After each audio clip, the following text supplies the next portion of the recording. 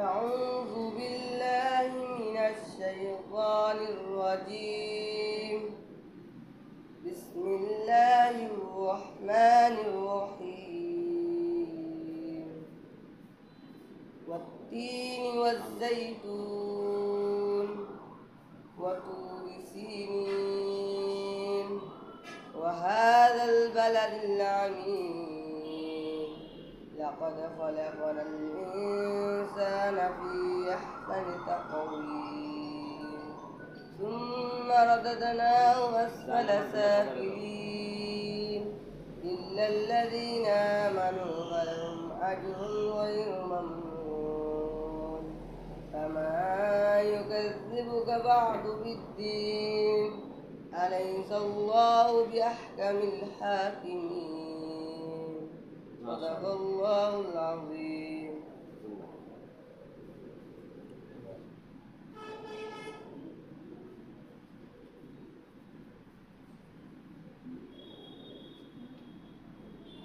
أعوذ بالله من الشيطان الرجيم. بسم الله الرحمن الرحيم. والضحى والليل إذا سجى ما ودعك ربك وما قلى وللآخرة خير لك من الأولى ولسوف يعطيك ربك فترضى ألم يجدك يتيما فآوى ووجدك ضالا فهدى ووجدك عائلا فأغنى فأما اليتيم فلا تقهر وأما السائل فلا تنهر وأما بنعمة ربك فحدث صدق الله العظيم. নাক করতে পারো কে? নাক তুমি যাও নাক করো যাও যাও যাও গজল গজল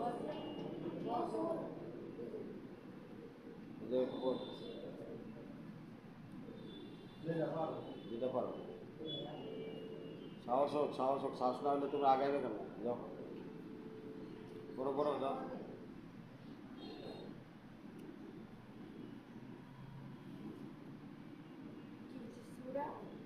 গজল পড়ো গজল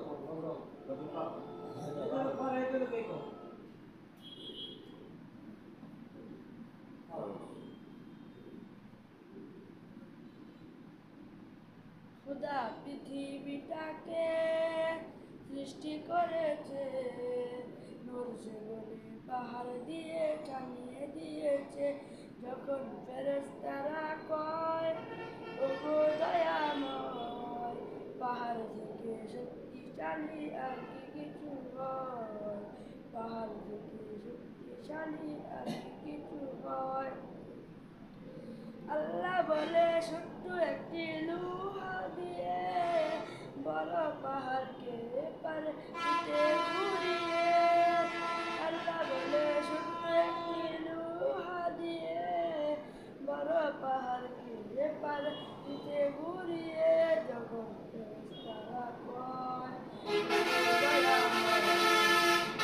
থেকে শক্তিশালী আর কি কিছু হয় লোহার থেকে শক্তিশালী আর কি কিছু হয় আল্লাহ বলে ফেরেশতারা না উঠে শুনে লোহা বলে যায় সে বললে আগুনে আল্লাহ বলে ফেরেশতারা না উঠে শুনে লোহা বলে যায় সে বললে আগুনে যখন ফেরেশতারা কয় ওগো দয়াময়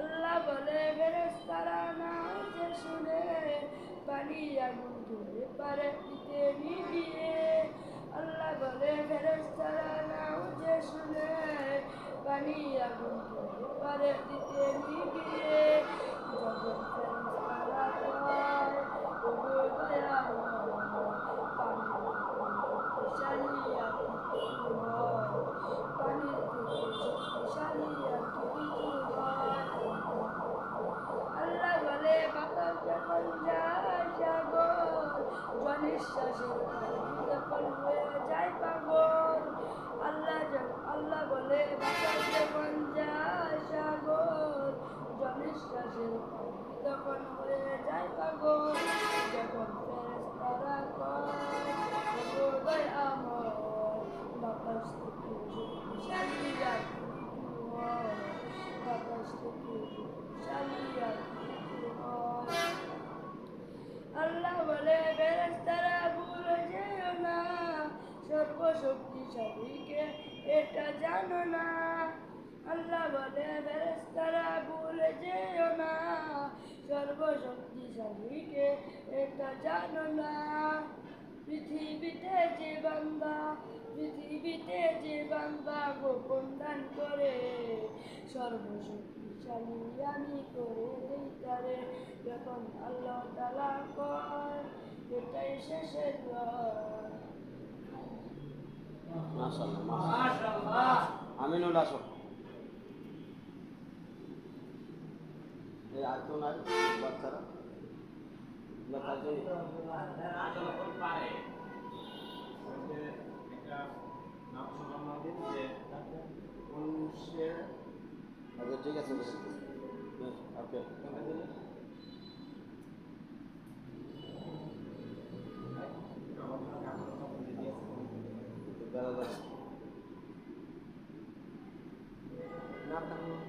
যেটা বানাইছিল চলো চলো রে সবাই হাঙ্কাতে যাই চলো চলো চলো রে সবাই হাঙ্কাতে যাই হাঙ্কাতে ফুটিয়েছে দিন প্রচারের ফুল হাঙ্কাতে ফুটিয়েছে দিন প্রচারের ফুল আমরা বংশী ফুলের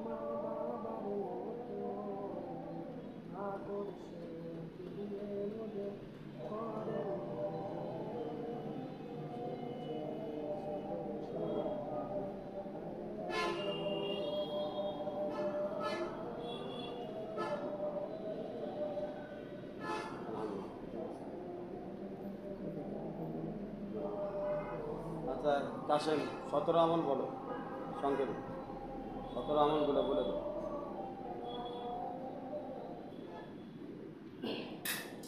আমাদের এখানকার 17টা আমল এটা হচ্ছে প্রতিজ্ঞা যে আল্লাহ আল্লাহ হওয়ার চেষ্টা করবো অপর মুসলিম ভাইকে দাওয়াত ও দোয়ার মাধ্যমে আল্লাহ আল্লাহ বানানোর চেষ্টা করবো আমাদের শাইখের খাস নসিহত সবার উপকার করার চেষ্টা করবো না হয় কারো ক্ষতি করবো না তারপরে আমাদের এখানকার 3টি শর্ত এখলাস আদব মহব্বত আল্লাহ আল্লাহ হওয়ার জন্য 4টি আমল চোখের হেফাজত দিলের হেফাজত এক মুষ্টি দাড়ি সহ সুন্নতি লেবাস এবং আবুল শাইখের সহবত তারপরে আল্লাহর জন্য পৌঁছানোর 5টা রাস্তা তাকওয়া তওবা তাহারাত সবর শুকর 14টি আমল পরিপূর্ণভাবে আমল করলে 3টে জিনিস হাসিল হয় খেদমতে ফল সিফতে ইহসান তাআল্লুক না হয় মাশাআল্লাহ মাশাআল্লাহ আলহামদুলিল্লাহ তাহলে শরীফ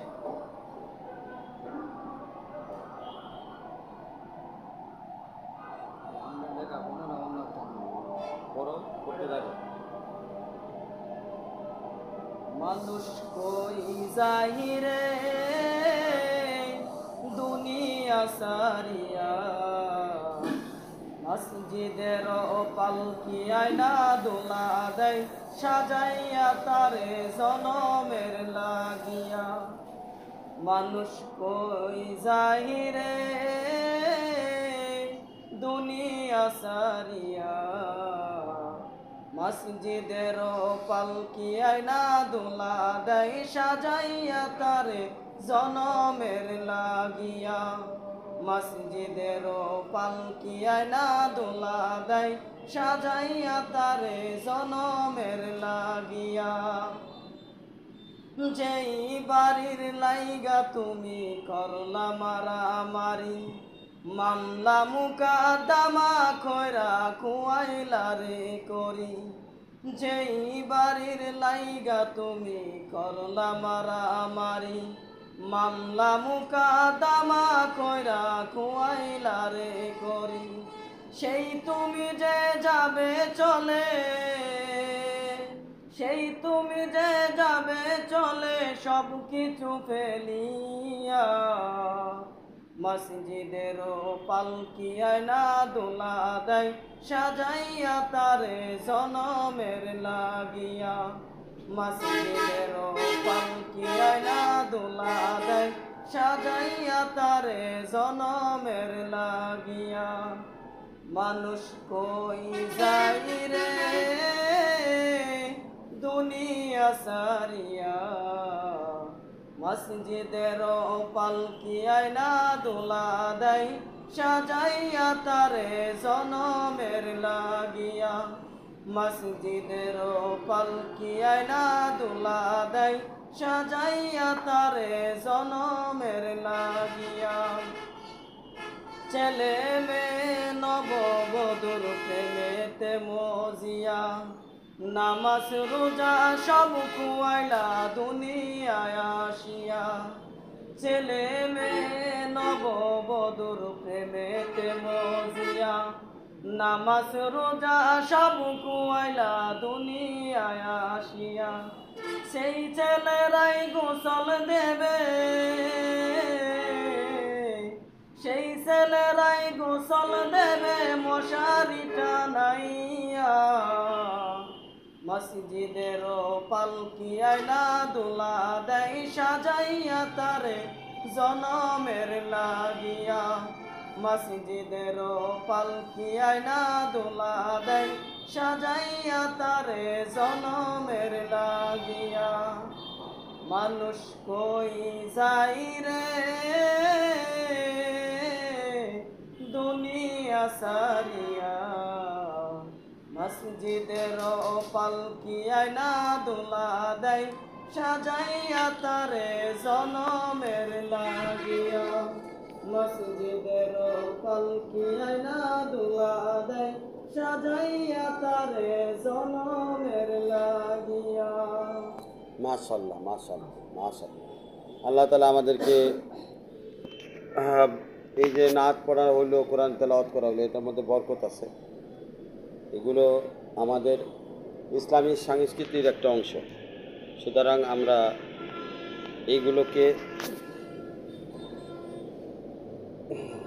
সংস্কৃতি, ইসলামিক সংস্কৃতি হিসেবে এর মধ্যে আমরা আনন্দ খুঁজব, আমাদের ভালোবাসা খুঁজব। দুনিয়ার গান বাজনা এগুলো আসলে মানুষের অন্তরকে মেরে দেয়, এর থেকে বাঁচা দরকার। আল্লাহ তাআলা আমাদেরকে বোঝার তৌফিক দান করেন। আলহামদুলিল্লাহ আলহামদুলিল্লাহ হামদান কাসীরা ওয়া সাব্বিহুহু বুকরাতাও ওয়া আসীলা ওয়া নাশহাদু আল্লা ইলাহা ইল্লাল্লাহু ওয়াহদাহু লা শারীকা লাহু ওয়া নাশহাদু আন্না সাইয়্যিদানা মাওলানা মুহাম্মাদান আবদুহু ওয়া রাসূলুহু ওয়া ক্বালা আল্লাহু তাআলা ফি কালামিহিল মাজিদুল ফুরকানিল হামিদ ওয়াল্লাযীনা জাহাদু ফীনা লানাহদিয়ান্নাহুম সুবুলানা ওয়া ইন্নাল্লাহা লামাআল মুহসিনিন ওয়া ক্বালা রাসূলুল্লাহ সাল্লাল্লাহু আলাইহি ওয়াসাল্লাম ইত্তাকিল মাহারিম তাকুন আ'বাদান নাস আও কামা ক্বালা আলাইহিমুস সালাতু ওয়াসসালাম। আল্লাহ তাআলার অশেষ মেহেরবানি যে রব্বুল আলামিন আমাদেরকে খানকা ইমদাদিয়া মার্কাজুল খুদ্দামউদ্দিনে আসার, বসার এবং কিছু আলোচনা শোনার তৌফিক দান করেছেন। এজন্য মহান রব্বুল আলামিনের দরবারে লাখো কোটি শুকরিয়া আদায় করি, বলি আলহামদুলিল্লাহ। বন্ধুরা আমার, আল্লাহ পাকের কাছে মেয়ার হচ্ছে আল্লাহর বন্ধুত্ব অর্জন করার মেয়ার। মেয়ার বলতে যেটা বোঝাই, মাপকাঠি, সেটা হচ্ছে তাকওয়া। যার ভিতরে তাকওয়া নাই সে সারাদিন নামাজ পড়লেও লাভ হবে না। যার ভিতরে তাকওয়া নাই সে সারাদিন জিকির করলেও লাভ হবে না। যার ভিতরে তাকওয়া নাই সে সারা জীবন দাওয়াতের কাজ করলেও কাজ হবে না। কারণ আপনাকে কোরআনের মাকসাদ বুঝতে হবে। কোরআনের প্রথম জায়গায় প্রথম আয়াত আল্লাহ পাক যেটা নাজিল করছেন সূরা বাকারার মধ্যে, হুদাল্লিল মুত্তাকিন বলা হয়েছে। হুদাল্লিল মুবাল্লিগিন বলে নাই যে তুমি বেশি বেশি যারা দাওয়াত দিবে তাদের জন্য এটা হেদায়েত প্রাপ্ত, এটা আল্লাহ বলে নাই। হুদাল্লিল জাকিরিন বলেন নাই, যারা বেশি বেশি জিকির করবে তাদের জন্য কোরআন হেদায়েত প্রাপ্ত, হেদায়েত দিবে, এই কথাও আল্লাহ বলেন না।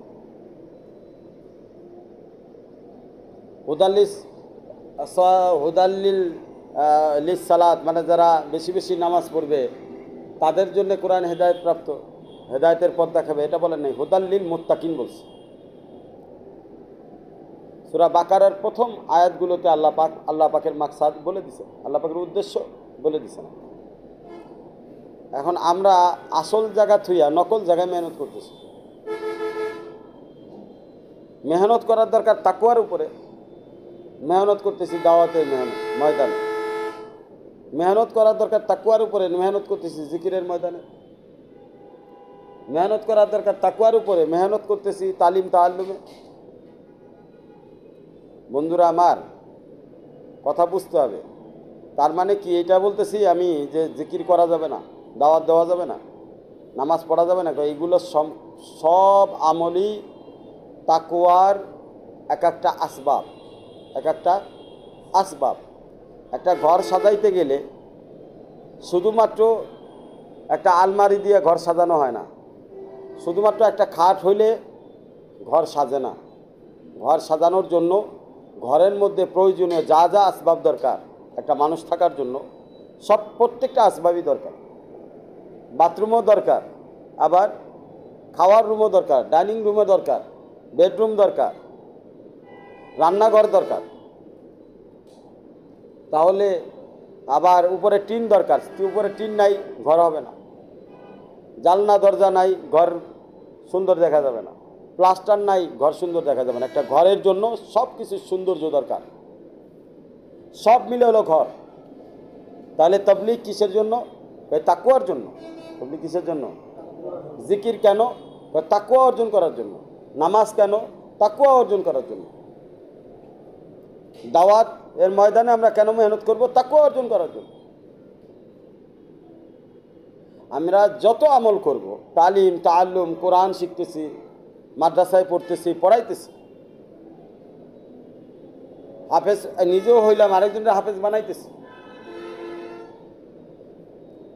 যত আমল আমরা করতেছি সব আমলের মূল বুনিয়াদি ভিত্তি হচ্ছে তাকওয়া। যদি আমি আমল অনেক বেশি করি কিন্তু তাকওয়া অর্জন হচ্ছে না, তাহলে বুঝতে হবে ওই আমলের কোনো দাম নাই। কারণ একটা মানুষ নামাজ পড়তেছে আবার গুনাহও করতেছে। কি গুনাহ? সুদের সাথে তার লেনদেন। এখন আপনি তাকে মুসল্লি বলবেন? আপনার চোখে মুসল্লি হতে পারে, আল্লাহর চোখে সে মুসল্লি না।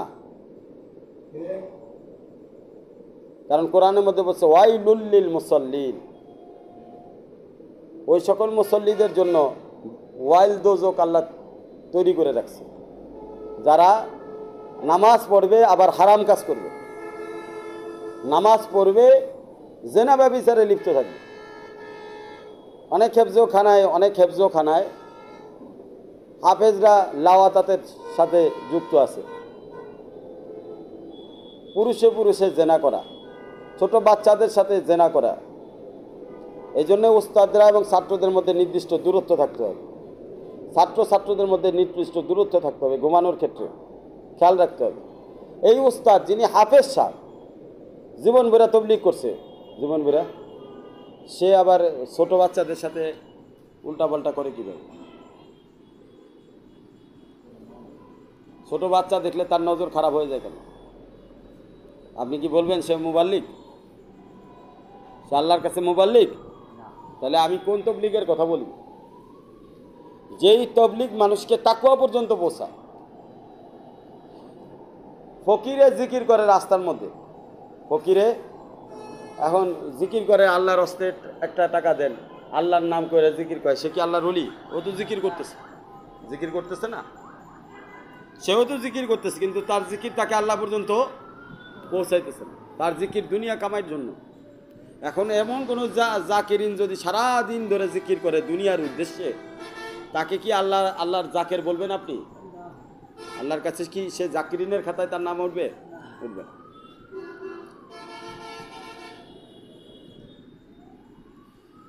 মুখলিসিন আলাহুদ্দিন বলা হয়েছে কোরআনের মধ্যে, যে তুমি দিনের কাজ ইখলাসের সাথে করো, আল্লাহকে রাজি খুশি করার জন্য করো। কিন্তু বস্তুত আমরা দেখা যাচ্ছে যে আমরা আল্লাহকে রাজি খুশি করা দূরের কথা, দুনিয়াকে রাজি খুশি করার জন্যই চেষ্টা করতেছি। সব কাজের উদ্দেশ্য আমাদের দুনিয়ায় টার্গেট থাকে, ভিতরে হোক আর বাইরে হোক।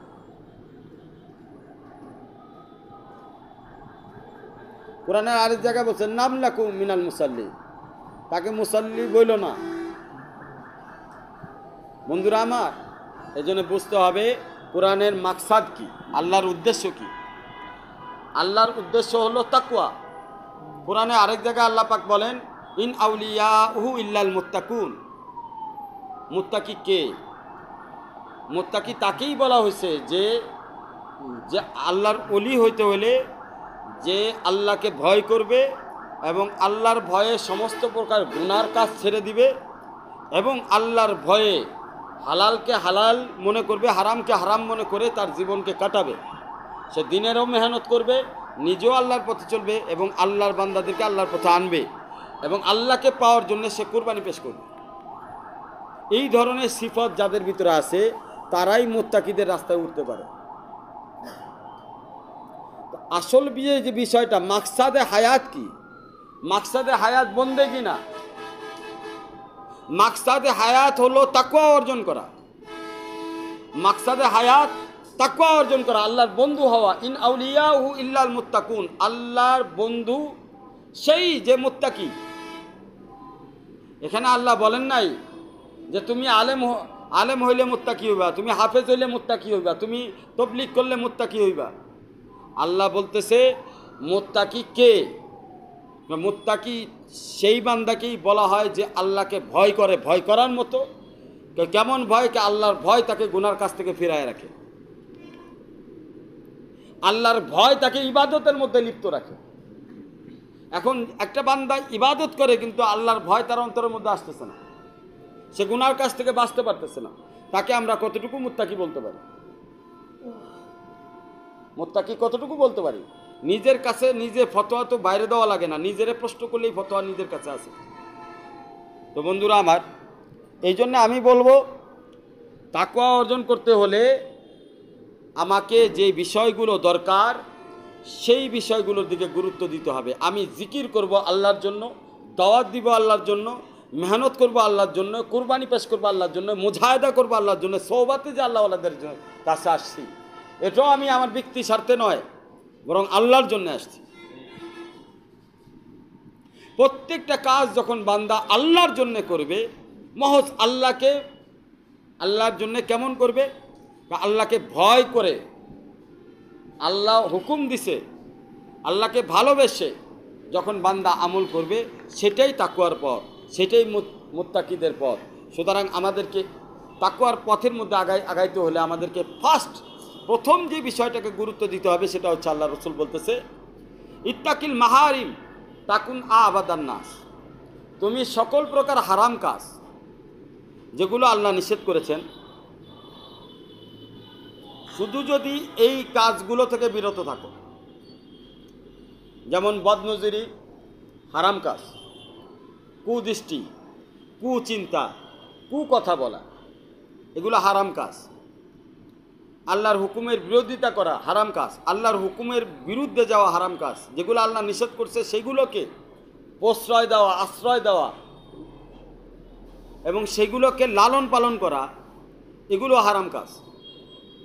এই হারাম কাজগুলো যখন আমরা এই হারাম কাজগুলো থেকে যখন বিরত থাকব এবং হালাল কাজের মধ্যে ফরজ ওয়াজিব সুন্নত বেশি দরকার নাই, সারা রাত তাহাজ্জুদ পড়ার দরকার নাই, ফরজ ওয়াজিব সুন্নত, সুন্নতে মুআক্কাদারও দরকার নাই, গায়রে মুআক্কাদা, সুন্নতে গায়রে মুআক্কাদারও দরকার নাই,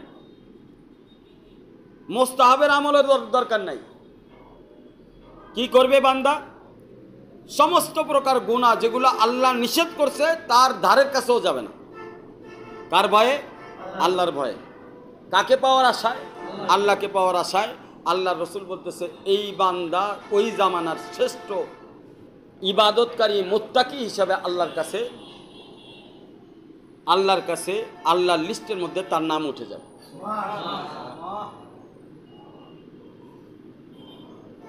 আল্লাহর লিস্টের মধ্যে তার নাম উঠে যাবে।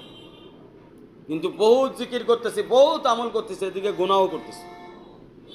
বন্ধুরা আমার, এই ইবাদতগুলো, এই আমলগুলো, এই গুনার কারণে আমার এই আমলের মূল্য আল্লাহ তাআলার কাছে হচ্ছে না। আমল তখনই মূল্যবান হবে যখন আমি সকল প্রকার গুনাহ থেকে বাঁচব। বন্ধুরা আমার, এই জন্য কিছু কিছু বান্দা আছে খুব আমল করে দেখবেন, অথচ আরেক বান্দার ক্ষতি করার জন্যে তার পিছনে লেগে থাকে। কিভাবে মাদ্রাসার ক্ষতি হয়, কিভাবে মসজিদের ক্ষতি হয়, কিভাবে এক হুজুরের ক্ষতি হয়, কিভাবে একজনের দিনের কাজ করতেছে সেই কাজের মধ্যে ক্ষতি হয়, ওর পিছনে লেগে থাকে। একটা মানুষ ভালো কাজ করতেছে, তাকে বিভিন্নভাবে বিভিন্ন কৌশলে সে যেন ওই ভালো কাজটা না করতে পারে, তাকে বিভিন্ন রকম উল্টা পাল্টা প্রশ্ন করে নাজেহাল করে। উদ্দেশ্য কি? নিজের বড় বানানো, আমারটাই ঠিক, তোমারটা ঠিক না। বন্ধুরা আমার, এই ধরনের মানুষের পিছে শত্রুতা করা আজকে আমাদের ইসলামের মধ্যে ফাসেক গুনাহগার মুসলমান যতটা ইসলামের ক্ষতি করছে, কাফেররা অতটা ক্ষতি করে নাই। কাফেররা অতটা ক্ষতি করে নাই, কারণ তারা ওই সাহস পায় না। আমাদের মধ্যে কিছু মুসলমান আছে নামধারী, এরা নামে তো মুসলমান, কামে মুসলমানের কিছুই তাদের ভিতরে নাই। এদের কারণে ইসলামের যে ক্ষতি হয়েছে, যে বিরাট ক্ষতি হয়েছে, এই ক্ষতিটা আজও পর্যন্ত আল্লাহওয়ালারা পোষাইতে পারতেছে না। আল্লাহওয়ালারা পোষাইতে পারতেছে না। বন্ধুরা আমার, এটাকে পোষাইতে হইলে আমাদেরকে প্রকৃত এবং হক্কানি ওলামা একরাম, হক্কানি আল্লাহওয়ালাদের সোহবতে যায় প্রকৃত দিন শিখে প্রকৃতভাবে আমাকে মেহনত করতে হবে, তাহলেই আল্লাহর কাছে দাম হবে, তা নাহলে আল্লাহর কাছে একদমই কোনো মূল্য নাই। বন্ধুরা আমার, হযরত মুআজ ইবনে জাবাল রাদিয়াল্লাহু তাআলা আনহু বলেন, ইজলিস মা'না নুমিন সাআতান। মুআজ ইবনে জাবাল আল্লাহ রসুল সাল্লাল্লাহু আলাইহি ওয়াসাল্লামের অনেক প্রিয় একজন সাহাবী ছিলেন। আল্লাহ রসুল ওনাকে অনেক বেশি মহব্বত করতেন এবং ইয়ামানের গভর্নর ছিলেন। মুআজ ইবনে জাবাল যখনই তার কাজ থেকে ফারেগ হইত, তখনই সে আপসের সাথীদেরকে নিয়ে একসাথে বসতো এবং বলতো, আসো আমরা কিছু দিনের আলোচনা করি, কোরআনের আলোচনা করি, আমরা কিছু সুন্নাতের আলোচনা করি। একসাথে বসে আলোচনা করার দ্বারা ঈমান বৃদ্ধি পায়। তার মানে সাহাবীরা তো সোহবত প্রাপ্ত ছিল, তো সাহাবীরা আপোষে বসে আল্লাহ রসুলের সোহবতের নিয়ে যেই জিনিসগুলো তারা নিয়েছিল, এরা আপোষে বসে আলোচনা করত। আজকে আমরা আপোষে যখন বসি সাথীরা, সমস্তটাই দুনিয়ার কথা। আপন শায়েখের কাছ থেকে আমি কি পাইলাম, কোরআন হাদিস থেকে আমি কি শিখলাম, এই বিষয়ে আমাদের কোনো আলোচনা হয় না। কিন্তু সাহাবীদের মধ্যে এই ধরনের মন এবং মেজাজ, এই ধরনের স্বভাবই ছিল না। তারা কথা বললেই আল্লাহ রসুলের সোহবত থেকে যা কিছু পাইছে এটা নিয়ে তাদের চর্চা ছিল। তারা যে কোনো বিষয়েই আল্লাহ রসুলের সোহবত থেকে অর্জিত যে জ্ঞান, সুন্নাতের আলোচনা, হাদিস সময়ের আলোচনা, কোরআনের তাফসীর, কোরআনের আলোচনা, এই আলোচনা নিয়ে তারা আপোষে একে অপরের সাথে কথা বলতেন। ওই সোহবতের পাওয়া নিয়ামতগুলোকে তারা আপন করে এভাবে নিতেন, যার কারণে তাদের সোহবতের আলো দিক দিগন্তে ছড়িয়ে পড়েছে। বন্ধুরা আমার, ইবনে মাসউদ রাদিয়াল্লাহু তাআলা আনহু বলেন, ইমানের পরিপূর্ণতা হলো একিন। ইমানের পরিপূর্ণতা কি ভাই? একজন মানুষের ইমান আছে কিন্তু একিন নাই, তাহলে তার কি সমস্যা হবে? তার আমলের মধ্যে ঘাটতি পড়বে। আমলের মধ্যে ইমানের সাথে সাথে একিন আবশ্যকীয়। ইমান তো হযরত আল্লাহ ইমান তো আমাদের আছে, তো একিন কি বিষয়? তো ইমান আর একিনের মধ্যে কিছু বেসিক পার্থক্য আছে। বেসিক পার্থক্য হলো, যখন ইমান আপনাকে স্বাভাবিকভাবে সর্বহালাতে রক্ষা করবে, একিন আপনাকে বিপদের মুহূর্তে রক্ষা করবে।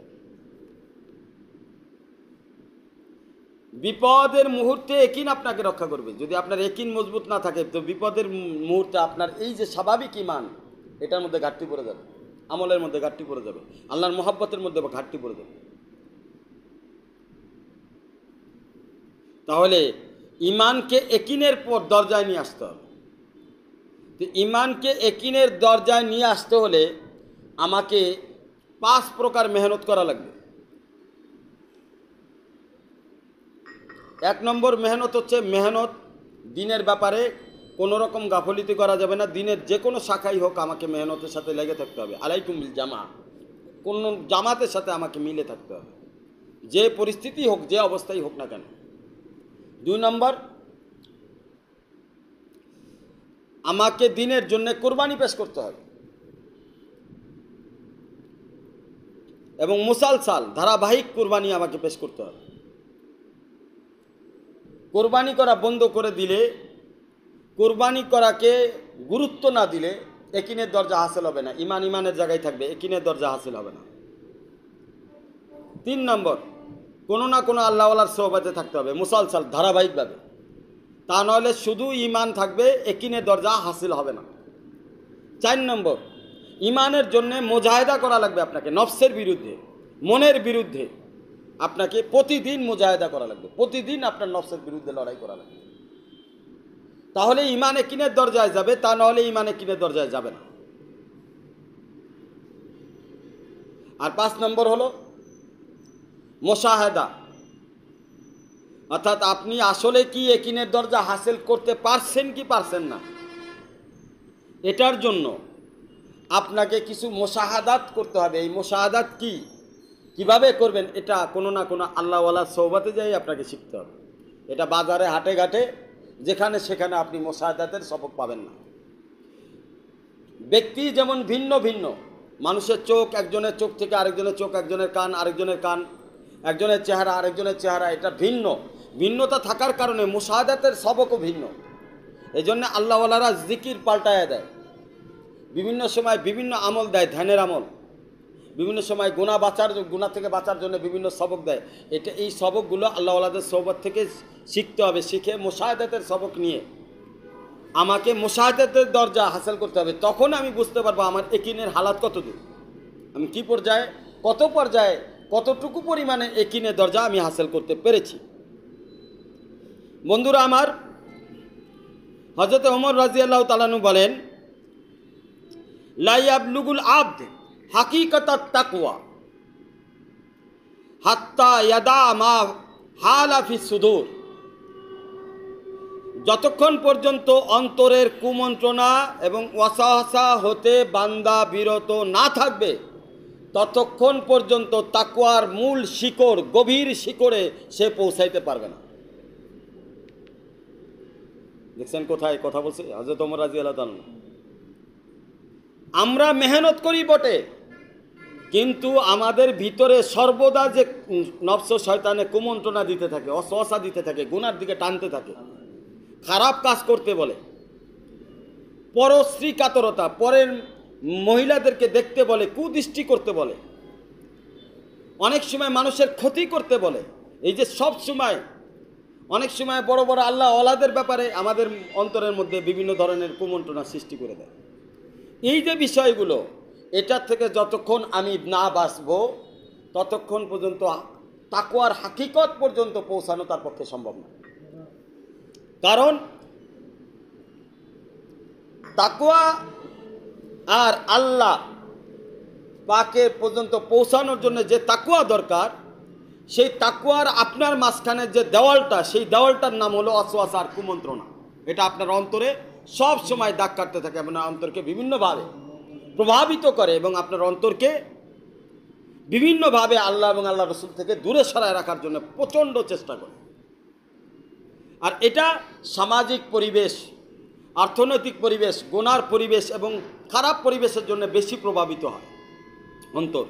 সুতরাং আমাদেরকে অন্তরকে যদি তাকওয়ার নূরে নুরানি বানাইতে হয়, তাকওয়ার আলোয় আলোকিত করতে হয়, তাহলে আমাদেরকে যে কাজটা করতে হবে সেটা হলো, সেই কাজটা হলো আমাদের অন্তরের মধ্যে যাতে কুমন্ত্রণা না আসে, ওয়াসওয়াসা না আসে, সেটার জন্য সর্বদা নজর রাখতে হবে। আর এটা কিভাবে আপনি নজর রাখবেন? এটা নজর রাখার জন্য আপনাকে কোনো না কোনো আল্লাহওয়ালাদের সোহবতে নিয়ে কিছু আমল, আপনার খাস আমল নিতে হবে, যে আমলের মাধ্যমে আপনি এর থেকে বাঁচতে পারবেন। আল্লাহওয়ালাদেরকে প্রশ্ন করলে, তাদের কাছে এসে জিজ্ঞেস করলে তারা আপনাকে উত্তর দিয়ে দিবে এবং কোরআন হাদিস অনুযায়ী আপনাকে কিছু ট্রিটমেন্ট এবং ওষুধ দিবে। কিন্তু আপনাকে খুলে বলতে হবে। যদি আপনি না বলেন আপনার কি সমস্যা, তাহলে তো ওষুধটা কীভাবে দেবে? অনেক সময় আল্লাহওয়ালারা বয়ানের মধ্যে অনেক ওষুধ বলে, যেমন আল্লাহ রসুল সাল্লাল্লাহু আলাইহি সাল্লাম বলছেন যে দুইটা জিনিস মানুষকে কুমন্ত্রণা এবং ওয়াসওয়াসা থেকে বাঁচায়। এক জিনিস হচ্ছে মৃত্যুর চিন্তা।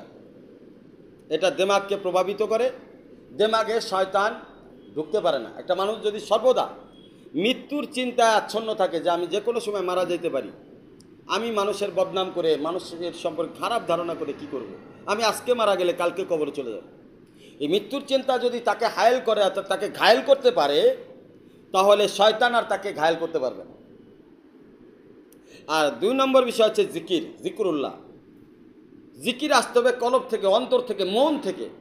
জিকির জবানে বলার নাম নয়, জবানে বলার দ্বারা সব পাবেন, কিন্তু ওই জিকিরই আল্লাহ তাআলার কাছে বেশি পছন্দ, যেই জিকির আপনার অন্তরের অন্তঃস্থল থেকে, গভীর থেকে আল্লাহর নামের ডাক আপনার অন্তর থেকে বেশি আসতেছে, সর্বদা আপনার অন্তরের মধ্যে বাজতেছে। এই জিকির যদি আপনার অন্তরের মধ্যে সেটিং হয়ে যায়, পয়েন্ট বা পয়েন্ট যেইভাবে সেটিং হয় গাড়ির পার্টস আর চাকার সাথে, ঠিক আপনার কলবের সাথে জিকির যদি এইভাবে পয়েন্ট বা পয়েন্ট সেটিং হয়ে যায়, তাহলে ইনশাআল্লাহ আপনার শয়তান আপনার অন্তর পর্যন্ত পৌঁছাইতে পারবে না, দুই দিক থেকে আপনি বাঁচতে পারবেন। তবে জিকির কিভাবে করবেন, কতটুকু পরিমাণ করবেন, কেমনে করবেন এবং মৃত্যুর ধ্যান আপনি কিভাবে করবেন, এইগুলো আল্লাহওয়ালাদের কাছ থেকে শিখতে হবে, জানতে হবে। বন্ধুরা আমার, মানুষের নজর অনেক ভালো আবার অনেক খারাপ। মানুষের নজর কখনো কখনো মানুষকে ভালো দিকে নিয়ে যায়, মানুষের নজর কখনো কখনো মানুষকে খারাপ দিকে নিয়ে যায়। রাসূলুল্লাহ সাল্লাল্লাহু আলাইহি ওয়াসাল্লাম যখন দাওয়াতি মেহনত করতেন, কাফেরদের অন্তরে জ্বালা বেড়ে যেত, যন্ত্রণা হইতো। কি পরিমাণ যন্ত্রণা হইতো যে কাফেররা আল্লাহ রসুল সাল্লাল্লাহু আলাইহি সাল্লামকে বিভিন্ন উপাধি দান করছে। কেউ বলছে জাদুকর, কেউ বলছে পাগল, কেউ বলছে কুৎসিত কদাকার, নাউজুবিল্লাহ মিন জালিক। অথচ সাহাবী রাদিয়াল্লাহু তাআলা আনহু আজমাইন সেই আল্লাহ রসুলের সোহবতে বসে নূরে তাকওয়ার আলোয় নুরানি হয়ে গেছে। তারা আল্লাহ রসুল সাল্লাল্লাহু আলাইহি সাল্লামকে সম্বোধন করেছে বিভিন্ন উপাধিতে, তারা আল্লাহ রসুলের সৌন্দর্যকে উপভোগ করেছেন। কেউ বলেছেন যে আল্লাহ রসুল সাল্লাল্লাহু আলাইহি সাল্লাম চাঁদ তারা সূর্যের থেকেও অনেক সুন্দর। বিষয়টা মনের, কিন্তু আপনি কিভাবে নিচ্ছেন। আপনি কোনো আল্লাহওয়ালার সোহবতে যখন যান, আপনার মনের বিষয় যে আপনি কিভাবে নিচ্ছেন।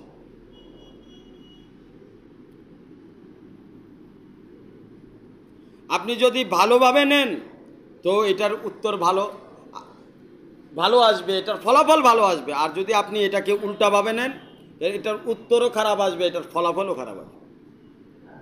কাফেররা আল্লাহ রসুল সাল্লাল্লাহু আলাইহি সাল্লাম সম্পর্কে খারাপ ধারণা করে জাহান্নামে চলে গেছে, আর সাহাবীরা আল্লাহ রসুল সাল্লাল্লাহু আলাইহি সাল্লাম সম্পর্কে সুধারণা, নেক ধারণা করে তারাও আল্লাহওয়ালাতে পরিণত হয়ে গেছে, আল্লাহর প্রিয় বান্দাতে পরিণত হয়ে গেছে। এখন এটা হচ্ছে মাঝখানে, মনের মাঝখানে, দিলের মাঝখানে অবস্থান। আপনি কে, আপনার দিলই তার পরিচয়, আপনার অন্তরই তার পরিচয়, আপনার অন্তরই বলবে আপনি কে। বন্ধুরা আমার, এখানেই পার্থক্য। এক মুসলমান আরেক মুসলমানের জন্য আয়না স্বরূপ। আপনি আসলে আয়নার মধ্যে আপনার নিজের চেহারাই দেখতেছেন। আপনি যখন উল্টাপাল্টা মন্তব্য করেন তখন মন্তব্য আপনি আয়নার সামনে কাটটা করতেছেন, নিজেরটাই করতেছেন। তার মানে ওই মন্তব্য যেটা আপনি করছেন, ওই মন্তব্যের উত্তরাধিকারী আর কেউ না, আপনি নিজেই। আপনার নিজের ভিতরেই সমস্যা, যেই সমস্যার কারণেই আপনি হেদায়েতের আলো থেকে মাহরুম হয়ে যাচ্ছেন, হেদায়েতের পথ থেকে দূরে চলে যাচ্ছেন। এই জন্য যে আয়নার সামনে নিজেকে কুৎসিত দেখে, সে আসলে যে কুৎসিত চেহারা দেখতেছে ওটা অন্য কারো চেহারা না, নিজের চেহারা। যে আয়নার সামনে নূর দেখতেছে এটা অন্য কারো চেহারা না, এটা তার নিজের চেহারা। বন্ধুরা আমার, নেক নজরের দাম কত? বান্দা যখন কোনো নেক নজরে কোনো কিছুর দিকে তাকায়, নেক নজরে কোনো কিছু চায়, নেক নিয়তে, নেক নজরে, নেক মনে কোনো কিছু আশা করে, ওটা আল্লাহর কাছে এতই দামি। পৃথিবীর মধ্যে যা কিছু আছে, যত নজর আছে বন্ধু আমার, সমস্ত নজর থেকে, সমস্ত কিছুর থেকে ওই নেক নজরের দাম বেশি। সমস্ত কিছুর থেকে ওই নেক নজরের দাম বেশি। যদি আপনি নেক নজরে তাকাইতে পারেন, আপনার নেক নজর যখনই যেখানে যেই পয়েন্টে যেভাবে পড়ছে, ওখান থেকেই নেকি শুরু হয়ে গেছে।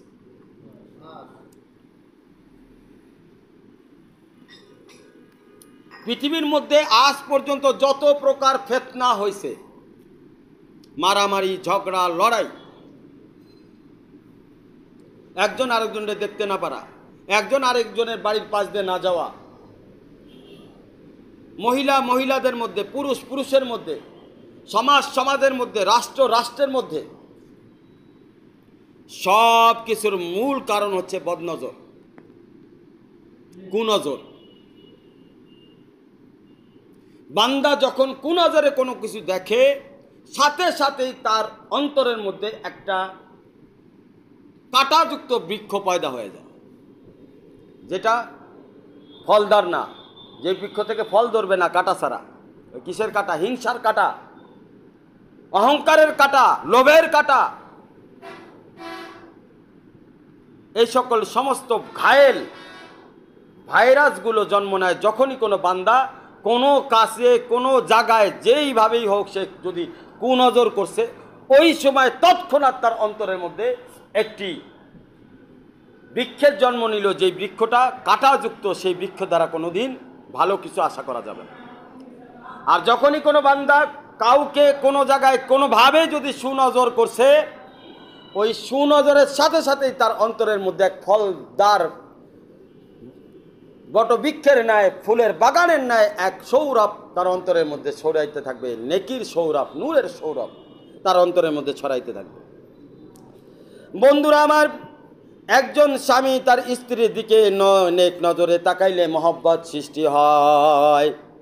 একজন আলেমের দিকে নেক নজরে তাকাইলে গুনাহ মাফ হয়ে যায়। একজন এতিমের মাথায় নেক নজরে যদি কেউ হাত রাখে, হাতের নিচে যতগুলো পশম পড়বে, অতগুলো পশম অনুযায়ী তার গুনাহগুলো ঝরে যায়। নেক নজরে আল্লাহর সৃষ্টি দেখলে আল্লাহ ওই বান্দার উপরে খুশি হয়, আল্লাহর প্রশংসার হক আদায় হয়ে যায়, আল্লাহর সৃষ্টির হক আদায় হয়ে যায়। যখন কোনো বান্দা নেক নজরে আল্লাহর সৃষ্টিগুলোকে দেখে, তখন প্রত্যেকটা সৃষ্টির মধ্যে আল্লাহ পাকের নূরে দেখতে পায়।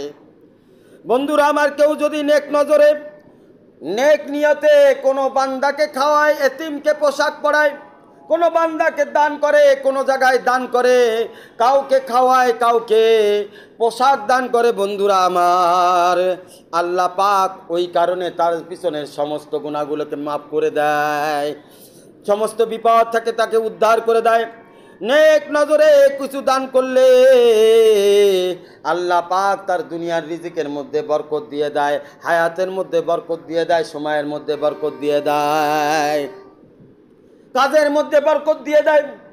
আখিরাতে জান্নাতের সর্বোচ্চ মাকাম আল্লাহ পাক দান করে দেয়।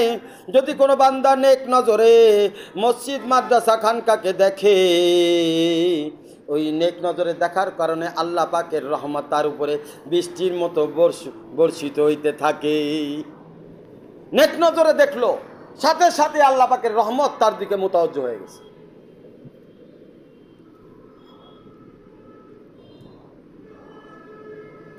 খানকা হলো হীরা গুহার শাখা। কিসের শাখা? খানকা হলো হীরা গুহার শাখা।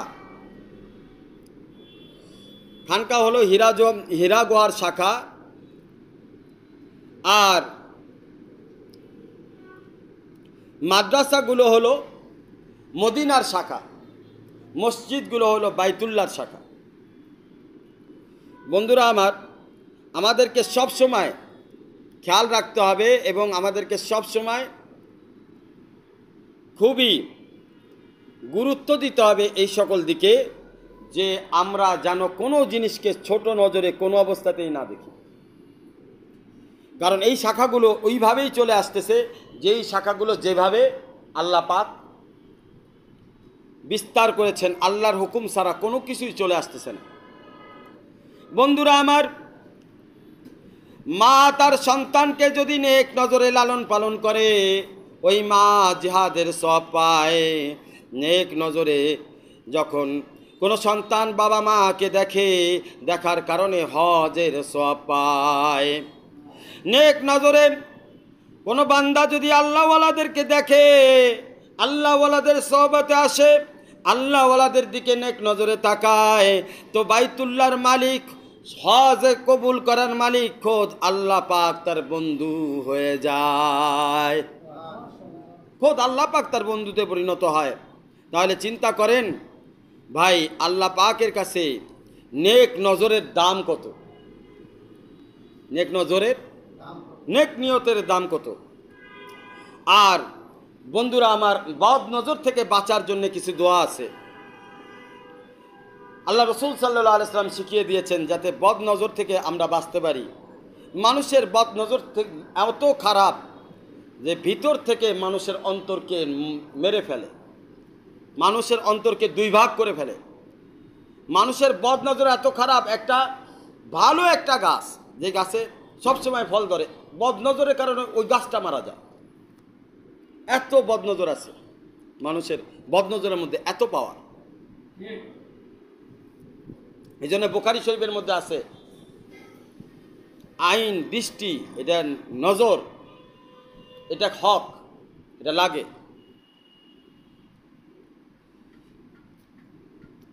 বন্ধুরা আমার, কেউ যদি জেনাল আইন ওয়ান নজর, হাদিসের মধ্যে আসছে যে কেউ যদি বদ নজরে কোনো মহিলাদেরকে দেখে, এটা দ্বারা জেনা হবে।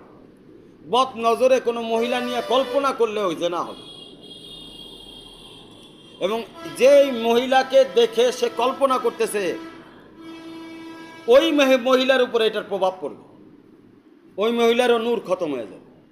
বেপর্দায় আসার কারণে তার চেহারার দিকে নজর পড়ছে, আর একজন পুরুষ বদ নজর ফেলে দিছে, তারা নিয়ে চিন্তা করতেছে। সুতরাং ওই মহিলারও যেমন ক্ষতি হবে, এই পুরুষেরও তেমন ক্ষতি হবে। এর জন্য নজর থেকে বাঁচার জন্যে দোয়া হচ্ছে, আউযু বিকালিমাতিল্লাহি তাম্মাতি মিন শাররি মা খালাক। আল্লাহ, তোমার সমস্ত কালেমা, পবিত্র কালেমার ওসিলায় তোমার কাছে চাইতেছি, আমাকে সমস্ত সৃষ্টির সমস্ত শর, ক্ষতি থেকে আমাকে হেফাজত করো। আরেক জায়গায় আসছে, আউযু বিকালিমাতিল্লাহি তাম্মা মিন শাররি শাইতানি ওয়া হাম্মা মিন কুল্লি আইনিল লাম্মা। এটাও বদনজর থেকে বাঁচার জন্য দামি দোয়া। আরেকটা জায়গা আসছে, আউযু বিকালিমাতিল্লাহি তাম্মাতি মিন গাযাবিহি ওয়া ইকাবিহি ওয়া মিন শাররি ইবাদিহি ওয়া মিন শাররি খালকিহি ওয়া মিন শাররিল হামাযাতিশ শায়াতিন ওয়া আইয়াহযুরুন। আরও এক জায়গায় আসছে, আউযু বিকালিমাতিল্লাহি তাম্মাতি মিন শাররি মা খালাক। আরও একটা দোয়া আছে, আউযু বিকালিমাতিল্লাহি তাম্মাতি মিন শাররি মা আজিদু ওয়া হাযিরু।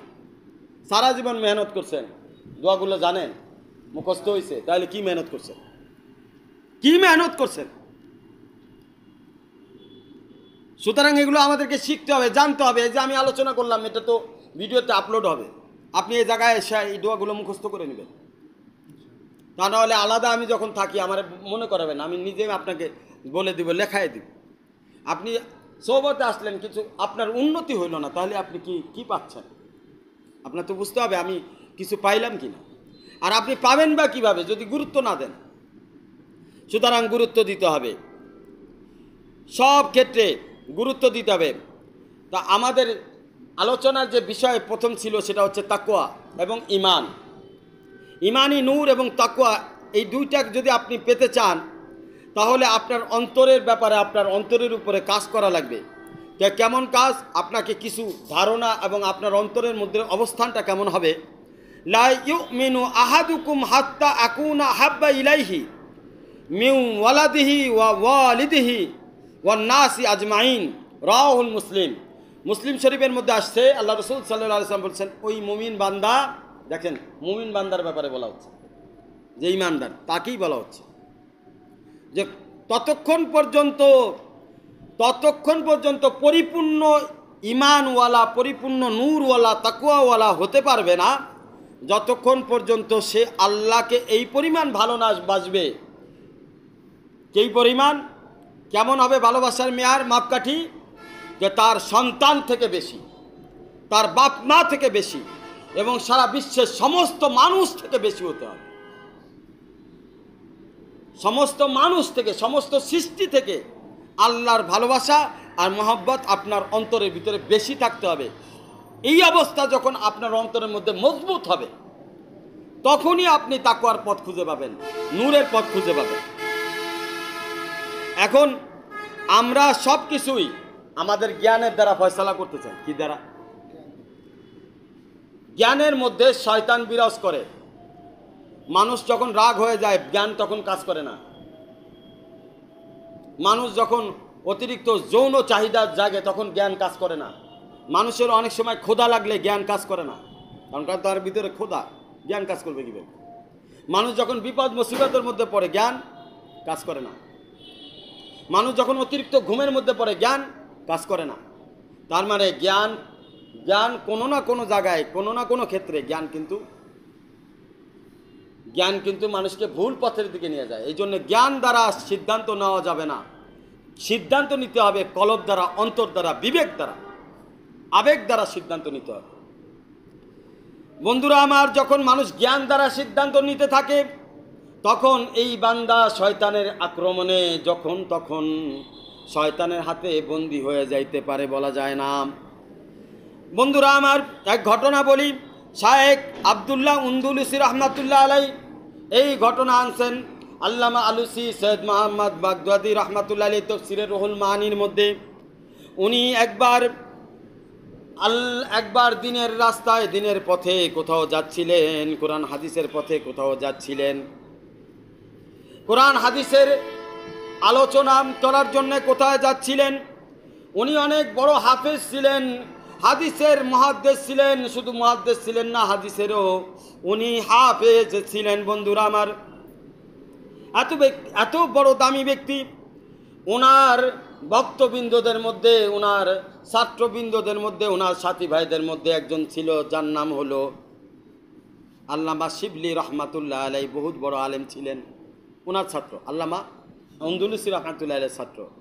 একবার উনি এই ছাত্র সহকারে বিশাল এক কাফেলা, লক্ষ লোকের এক কাফেলা নিয়ে উনি যখন আল্লাহর রাস্তায় দিনের প্রচার প্রসারের কাজের দিকে নাসরানিদের বস্তির পাশ দিয়ে যাচ্ছিলেন। নাসরানি মানে নাসারা, একটা হচ্ছে ইহুদি আর একটা নাসারা। তো নাসরানি এটা খ্রিস্টানদেরকে বলা হয়। খ্রিস্টানদের এক বস্তির পাশ দিয়ে যাচ্ছিলেন, তখন উনি দেখলেন কোনো এক ঘরের মধ্যে একটা মূর্তি লটকানো আছে। কি লটকানো? মূর্তি লটকানো আছে।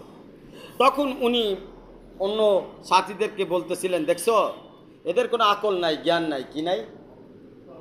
আকল নাই, জ্ঞান নাই, জ্ঞানহীন মানুষ, মূর্তি পূজা করে, মূর্তি রাখছে, দেখছো? তো এটা বলতে বলতেই নামাজের সময় হয়ে গেছে। নামাজের সময় যখন হয়েছে তখন সবাই মিলে নামাজের উদ্দেশ্যে তৈয়ারি করার জন্য, অজু করার জন্য কুয়ার কাছে গেছে।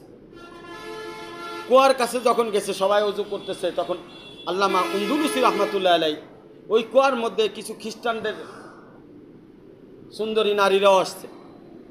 ওই নারীদের মধ্যে একটা খুবই সুন্দরী এক নারীকে দেখে আল্লামা উন্দুলুসি, এত বড় আল্লাহ ওলি, এত বড় লাখো সাগরের তার, ই আল্লাহর ওলি, ওই সুন্দরী মহিলার দিক তাকায় ওই মহিলার সৌন্দর্যের মধ্যে আকর্ষিত হয়ে পাগল হয়ে গেছে। বন্ধুরা আমার, তাহলে যখন পাগল হইল, সবাই উজু করে নামাজের দিকে আসতেছে, হজরতের খবর নাই। হজরত ওই নারীর এসকে বিমাহিত হয়ে গেছে। নামাজ পড়ার পরে দেখে হজরত এখনো কুয়ার পাশে দাঁড়ায় রয়েছে। আল্লামা শিবলি রহমাতুল্লাহ আলাইহি সহ তার সমস্ত সাথীরা যে হজরত উন্দুলুসি রহমাতুল্লাহ আলাইহিকে বলতে, হজরত কি হইল, নামাজও পড়াইলেন না, আমাদের সাথে আসলেন না, আমরা যখন আপনাকে নামাজে ডাকলাম তখন আপনি বললেন তোমরা যাও, আমি দেখতেছি, পরে আসতেছি। আমরা ভাবলাম কোনো একটা কাজের মধ্যে আপনি আটকে আছেন, আপনি নামাজের মধ্যে শেষের দিকে শরিক হবেন, আমাদের নামাজ শেষ হয়ে গেল কিন্তু আপনাকে পাওয়া গেল না। তখন উন্দুলুসি রহমাতুল্লাহ আলাইহি কোনো কথা বলে না। উন্দুলুসি রহমাতুল্লাহ আলাইহি বলে, তোমরা কি আমাকে এই মেয়েটার খবর দিতে পারবে, যে মেয়েটা এখানে পানি নেওয়ার জন্য আসছিল, তার মধ্যে সব থেকে সুন্দরী মেয়ে যেটা আছে এর খবর দিতে পারবে কিনা? সাথীরা অবাক, ছাত্ররা অবাক, এত বড় আল্লাহর ওলি কি এক সুন্দরী মেয়ের কথা প্রশ্ন করতেছে। সবাই তারে বোঝানোর চেষ্টা করতেছে, কেউ বুঝতেছে না, কারো কথাই তিনি মানতেছে না। অবশেষে সবাই অপারগ হয়ে সবাই যার যার গন্তব্যে রওনা হইল। উন্দুলুসি রহমাতুল্লাহ আলাইহি ওই জায়গায় বসে আছে, ওই জায়গায় দাঁড়ায় আছে, ওই নারীর প্রেমে আসক্ত হয়ে গেছে। আশেপাশে খ্রিস্টানদের খবর নেওয়ার পরে জানতে পারল ওই জায়গার খ্রিস্টানের সর্দার যিনি, তার মেয়ে এই সুন্দরী নারী। তিনি খুঁজতে খুঁজতে সেই খ্রিস্টানের বাসায় যে খ্রিস্টানকে অফার দিল, আমি জানতে চাই এটা আপনার মেয়ে কিনা। বলল হ্যাঁ আমার মেয়ে। আমি আরও কিছু জানতে চাই, কি আপনার মেয়েকে কি আমার সাথে বিবাহ দিবেন কিনা? যেহেতু খ্রিস্টানদের সর্দার, সে বলল বিবাহ দিতে পারি, কিন্তু শর্ত হলো, বিবাহ দেওয়ার জন্য শর্ত হলো তোমাকে আমাদের দলভুক্ত হইতে হবে। উন্দুলুসি রহমাতুল্লাহ আলাইহি রাজি হয়ে গেলেন, বললেন যে আচ্ছা ঠিক আছে, আপনি যদি বলেন তাহলে আমি রাজি আছি, আমি আপনার সমস্ত শর্ত মেনে নিব, আমি আপনার দলভুক্ত হব। তো শুধু তাই না, আমাদের এখানে নিয়ম হলো যদি আমাদের কোনো নারীদেরকে বিয়ে করতে হয়, মেয়েদেরকে বিয়ে করতে হয়, তাকে শুয়োর চড়াইতে হয়, আপনাকে শুয়োর চড়াইতে হবে। উন্দুলুসি রহমাতুল্লাহ আলাইহি শুয়োর চড়ানোর জন্য রাজি হয়ে গেল। শুয়োর চড়ানোর জন্য রাজি হয়ে গেল এবং শুয়োর চড়ানো শুরু করল। এদিকে আল্লামা শিবলি সহ তার সমস্ত সাথী ভাইরা, আপন শায়েখকে তো আর ভোলা যায় না, আপন শায়েখের মাধ্যমেই তো তারা আল্লাহ পর্যন্ত পৌঁছাইছে, আল্লাহকে চিনছে। কিভাবে আপন শায়েখকে ভুলে যায়, তারা আল্লাহর কাছে কান্নাকাটি শুরু করছে। আল্লামা শিবলি রহমাতুল্লাহ আলাইহি সব কিছু ছাইরা দিয়া ওই বস্তির মধ্যে শায়েখের কাছে যাইয়া শায়েখের হাত ধরে বারবার বোঝানোর চেষ্টা করতেছে, বুঝে আসে না। অবশেষে যখন বুঝে আসে না, আল্লামা শিবলি রহমাতুল্লাহ আল্লাহকে ডাক দিয়ে বললেন, হে আল্লাহ, আমার শায়েখকে তুমি ফিরাইয়া দাও। এইভাবে যখন আল্লাহর কাছে আসমানের দিকে তাকায়া আল্লাহর কাছে কাকুতি মিনতি শুরু করলো, তখন আল্লাহ পাকের মহব্বত জোশে চলে আসলো। আল্লাহ পাকে নূরে হেদায়েত দিয়া উন্দুলুসি রহমাতুল্লাহ আলাইহিকে আবারও আগের মতো ফিরাইয়া দিল জ্ঞান। তখন যখন আবারও আগের মতো জ্ঞান ফিরে গেল, উন্দুলুসি রহমাতুল্লাহ আলাইহিকে জিজ্ঞাসা করলো, হযরত আপনার কি হয়েছিল, কি এমন হয়েছিল? তখন উন্দুলুসি রহমাতুল্লাহ আলাইহি বলছিল যে আমি যে অহংকার করেছিলাম, আমার জ্ঞানের কথা, জ্ঞানের আকলের অহংকার করছিলাম, আমি বলেছিলাম এদের কি আকল নাই, জ্ঞান নাই। তখন আল্লাহ পাক কুদরতিভাবে আমাকে আওয়াজ দিয়েছে, ও উন্দুলুসি, তুমি কি জ্ঞানের কারণে আমার পর্যন্ত পৌঁছাইছো না? আমি নিজ কুদরতে তোমাকে আমার বান্দা বানাইছি। তোমার জ্ঞানের কারণে আন্দলুসি তুমি আমার হও নাই, আমার দয়া এবং রহমতের কারণেই তুমি আমার হয়েছো। তুমি তোমার আকল দিয়ে আকলের উপরে ভরসা করো, তাহলে তোমার আকল কতটুকু একটু দেখায়া দেই। যখন আকল বন্ধ হয়ে গেছে, কাজ বন্ধ হয়ে গেছে। বন্ধুরা আমার, যখন শিবলি রহমতুল্লাহ আলাইহি ওই অবস্থায় তার কাছে আসছিল, প্রথমে যখন জিজ্ঞেস করছে, হযরত আপনার কোনো কিছু মনে আছে কিনা, কোরআনের হাফেজ ছিলেন আপনি, আপনার কিছু মনে আছে কিনা? সে বলছে আমার কোনো কিছুই মনে নাই, সব ভুলে গেছি। তাহলে কি মনে আছে? মনে আছে ফামা লাহু মিন মুকরিম, যাকে আল্লাহ বেইজ্জতি করে তাকে ইজ্জত দেনেওয়ালা কেউ নাই, এইটা মনে আছে। আপনি তো হাদিসের হাফেজ ছিলেন, আপনার কিছু মনে আছে কিনা? তখন বলে আর কিছুই মনে নাই, শুধু একটা কথাই মনে আছে। কি? মান বাদ্দালা দীনাহু ফাকাতালাহু, যে দিনকে পরিবর্তন করে ফেলে তাকে কতল করে ফেলো, এইটুকুই মনে আছে, আর কিছু মনে নাই। যে দিনকে পরিবর্তন করে, নিজের মন গড়া, তাকে কতল করে ফেলো, ফাকতুলহু, তাকে কতল করে ফেলো, এটুকু মনে আছে, আর কোনো কিছুই মনে নাই। আল্লাহ পাক আল্লামা শিবলি এবং সাথীদের চোখের পানি দ্বারা আল্লাহ পাক তাকে আবারও ফিরায় নিয়ে আসছে। বন্ধুরা আমার, মনে রাখবেন, দেমাগ, নিজের দেমাগ থেকে দেমাগকে সরান। আল্লাহর আপন হতে হলে দেমাগ না, দিল দিয়ে কাজ করতে হয়। আর মানুষ যখন দেমাগের উপরে বাহাদুরি করে, তখন মানুষের আবেগ এবং বিবেক তখন বন্ধ হয়ে যায়, এই দুটি পথই বন্ধ হয়ে যায়। শয়তান তখন তার দেমাগকে আসর করে, প্রভাব করে, শয়তানের হাতে বন্দী হয়ে যায়। আর যখন মানুষ দিল দিয়ে কাজ করে, অন্তর দিয়ে, ভালোবাসা দিয়ে, মহব্বত দিয়ে, তখন আল্লাহ পাকের রহমত তার দিকে মোতাওয়াজ্জ হয় এবং আল্লাহ পাকের রহমতের দরজা তার জন্য খুলে যায়। বন্ধুরা আমার, কামিয়াবি কিসে? হযরতে শুআয়ব আলাইহিস সালাতু ওয়াস সালামের যে ঘটনা, এই ঘটনার দ্বারা আল্লাহ পাক বান্দাদেরকে বুঝাইছেন কামিয়াবি ব্যবসার মধ্যে নাই, কামিয়াবি হলো আল্লাহর হুকুমের ভিতরে। কারণ শুআয়ব আলাইহিস সালাতু ওয়াস সালামের জামানায় তার উম্মতরা ব্যবসা বাণিজ্যকে বড় মনে করত, আল্লাহর হুকুমকে প্রাধান্য দেয় নাই, যার কারণে তাদের ব্যবসা বাণিজ্য সহ তাদেরকে আল্লাহ পাক ধ্বংস করে দিয়েছেন। হযরত নূহ আলাইহিস সালামের ঘটনার দ্বারা আমাদেরকে আল্লাহ পাক কি সবক দিতেছেন? আল্লাহ পাক আমাদেরকে বুঝাইতেছেন, জনবল দিয়ে, অর্থবল দিয়ে, লোকবল দিয়ে হবে না, আল্লাহর হুকুম দ্বারা হবে। যে লোকবল আর ক্ষমতা দেখাবে, আল্লাহ তাআলা তাকে বেইজ্জতি করে ফেলবে। নূহ আলাইহিস সালামের কম লাখও ছিল, কোটি কোটি কম ছিল, লাখ লাখও সংখ্যা ছিল, কোটির সংখ্যা ছিল, মাত্র 80 থেকে 82 জনকে আল্লাহ হেফাজত করছে, আর জনবল আর সংখ্যাধিক্যকে ধ্বংস করে দিয়েছে। আল্লাহর কাছে হুকুমের দাম বেশি। আল্লাহর হুকুম যে পালন করবে, আল্লাহর রহমত তার দিকে মোতাওয়াজ্জ হবে। তাকওয়া নূর যে লাভ করবে, আল্লাহ তাআলার রহমত তার দিকে মোতাওয়াজ্জ হবে। কওমে সালেহ আলাইহিস সালামের ঘটনার দ্বারা বোঝানো হয়েছে, বড় বড় অট্টালিকার মধ্যে কামিয়াবি হবে না, বড় বড় দামি দামি ঘর বানানোর মধ্যে, অট্টালিকার মধ্যে তুমি কোনো কামিয়াবি পাবে না। সমস্ত কামিয়াবি এবং রহমত হলো একমাত্র আল্লাহর হুকুমের মধ্যে। যে আল্লাহর হুকুম পালন করবে সেই কামিয়াব হবে, যে আল্লাহর হুকুম পালন করবে না সে কামিয়াব হবে না। হযরত মূসা আলাইহিস সালাতু ওয়াস সালামের ঘটনার মধ্যে বোঝানো হয়েছে বাদশাহীর মধ্যে কামিয়াবি নাই, আল্লাহর হুকুমের মধ্যে কামিয়াবি। হযরত ইউসুফ আলাইহিস সালামের ঘটনা দ্বারা বোঝানো হয়েছে বড় বড় পদের দ্বারা কোনো কামিয়াবি হবে না, বড় বড় পদ মানুষকে কামিয়াব করবে না, একমাত্র আল্লাহর হুকুমের মধ্যে কামিয়াবি হবে। হযরত ইব্রাহিম আলাইহিস সালামের ঘটনা দ্বারা বোঝানো হয়েছে ক্ষমতার দ্বারা কামিয়াবি হবে না, আল্লাহর হুকুম ছাড়া ক্ষমতা মানুষকে বাঁচাইতে পারে না। নমরুদ অনেক ক্ষমতা দেখাইছে, ক্ষমতায় কাজ করে নাই। তার মসনদের মধ্যে বসাইয়া আল্লাহ ল্যাংড়া একটা মশা দিয়া তাকে বেইজ্জতি করে, তার ক্ষমতার থেকে, তার ক্ষমতার মধ্যে রাইখা তাকে অসম্মানী আর বেইজ্জতি করে তাকে মৃত্যু দান করেছেন। বন্ধুরা আমার, এর দ্বারা আমরা কি বুঝলাম? এর দ্বারা বোঝা গেল যারা নবীদেরকে মেনেছে তারা কামিয়াব হয়েছে, যারা নবীদেরকে মানে নাই তারা কামিয়াব হয় নাই। বর্তমান তো নবী আর আসবে না, এখন নবীর জায়গায় নায়েবে নবী আল্লাহর ওলিরা রয়েছেন।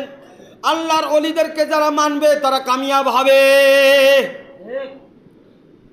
মনে রাখবেন, নায়েবে নবী হইতে হবে। দায়ী ইলা আল্লাহ, দাওয়াত দেওয়া এর নাম কি? দায়ী ইলা আল্লাহ। আর নায়েবে নবী পার্থক্য আছে। আপনি দায়ী ইলা আল্লাহকে গুরুত্ব দিচ্ছেন, নায়েবে নবীকে গুরুত্ব দিচ্ছেন না, তো আপনি কোন নবীদেরকেই গুরুত্ব দিচ্ছেন না। কারণ দায়ী ইলা আল্লাহ নবীদের ওয়ারিস না। দায়ী ইলা আল্লাহ ও তো দাওয়াতের দায়ী ইলা আল্লাহ মানে কি? সকলের উপরে এটা জিম্মাদারি। দাওয়াতের জিম্মাদারি কার উপরে? তো সকলের উপরে। ছোট বাচ্চা যে জন্মগ্রহণ করছে যদি সে বুঝে, তার উপরেও কিসের দাওয়াতের জিম্মাদারি আছে। প্রত্যেকটা পুরুষ মহিলার উপরে দাওয়াতের জিম্মাদারি আছে। তার মানে সে নবীদের ওয়ারিস হয়ে যায় না। নবীদের ওয়ারিস, হ্যাঁ মনে রাখতে হবে। কত পার্থক্য, আসমান জমিন পার্থক্য। নবীদের ওয়ারিস যারা, আল্লাহওয়ালা যারা, নায়েবে রাসূল যারা, তাদেরকে যদি আপনি সম্মান না করেন, তাদের কথাকে গুরুত্ব না দিয়ে আপনি যদি টুটা ফুটা অন্য আমল করে দিনের সাথে লাগিয়ে আছে, তাদেরকে গুরুত্ব দিয়ে কোনো আল্লাহওয়ালাদেরকে ছোট করার চেষ্টা করেন, কাল কিয়ামতের ময়দানে আপনি আটকে যাবেন। মনে রাখবেন আমার কথা। যদি না মনে রাখেন তাহলে কিয়ামতের ময়দানে ইনশাআল্লাহ আপনি চ্যালেঞ্জ করেন, আমি আপনাকে ধরাই দিব কোন জায়গায় আটকে যেতেছে। কারণ নবীদের দরজা বন্ধ। এখন নবীদের জায়গায় যারা কাজ করতেছে তারা হচ্ছে নায়েবে রাসূল, তারা হচ্ছে আল্লাহওয়ালা, তারা নবীদের ওয়ারিস। তাদেরকে গুরুত্ব দিতে হবে। যদি আপনি তাদেরকে গুরুত্ব না দেন, তাদেরকে না মানেন, তাহলে আপনি কোনো নবীদেরকে মানা আপনার জন্য মানা হবে না, রসুলদেরকে মানা হবে না। কারণ দিনের খুঁটি হচ্ছে নায়েবে রাসূলরা। ওনারা যখন যেটা বলতেছে, তারা কোরআন হাদিস রিসার্চ করে অনেক অভিজ্ঞতার মাধ্যমে আপনার সামনে নিয়ে আসতেছে। যে আলোচনাগুলো আমরা রেগুলার করি, প্রতিদিন একটার পর একটা আলোচনা করতেছি, নতুন নতুন বিষয়গুলো আপনাদের সামনে নিয়ে আসা হচ্ছে প্রত্যেকবারই। এগুলো আপনি তো আনতে পারতেছেন না, আপনি তো শুনে মুসলমান। আপনি আমার কাছ থেকে শুনে যতটুকু আপনার ভিতরে আছে ওইটা আপনি কোনো কিছু উদ্ভব করেন না, দেখি পারবেন না, এত সোজা না।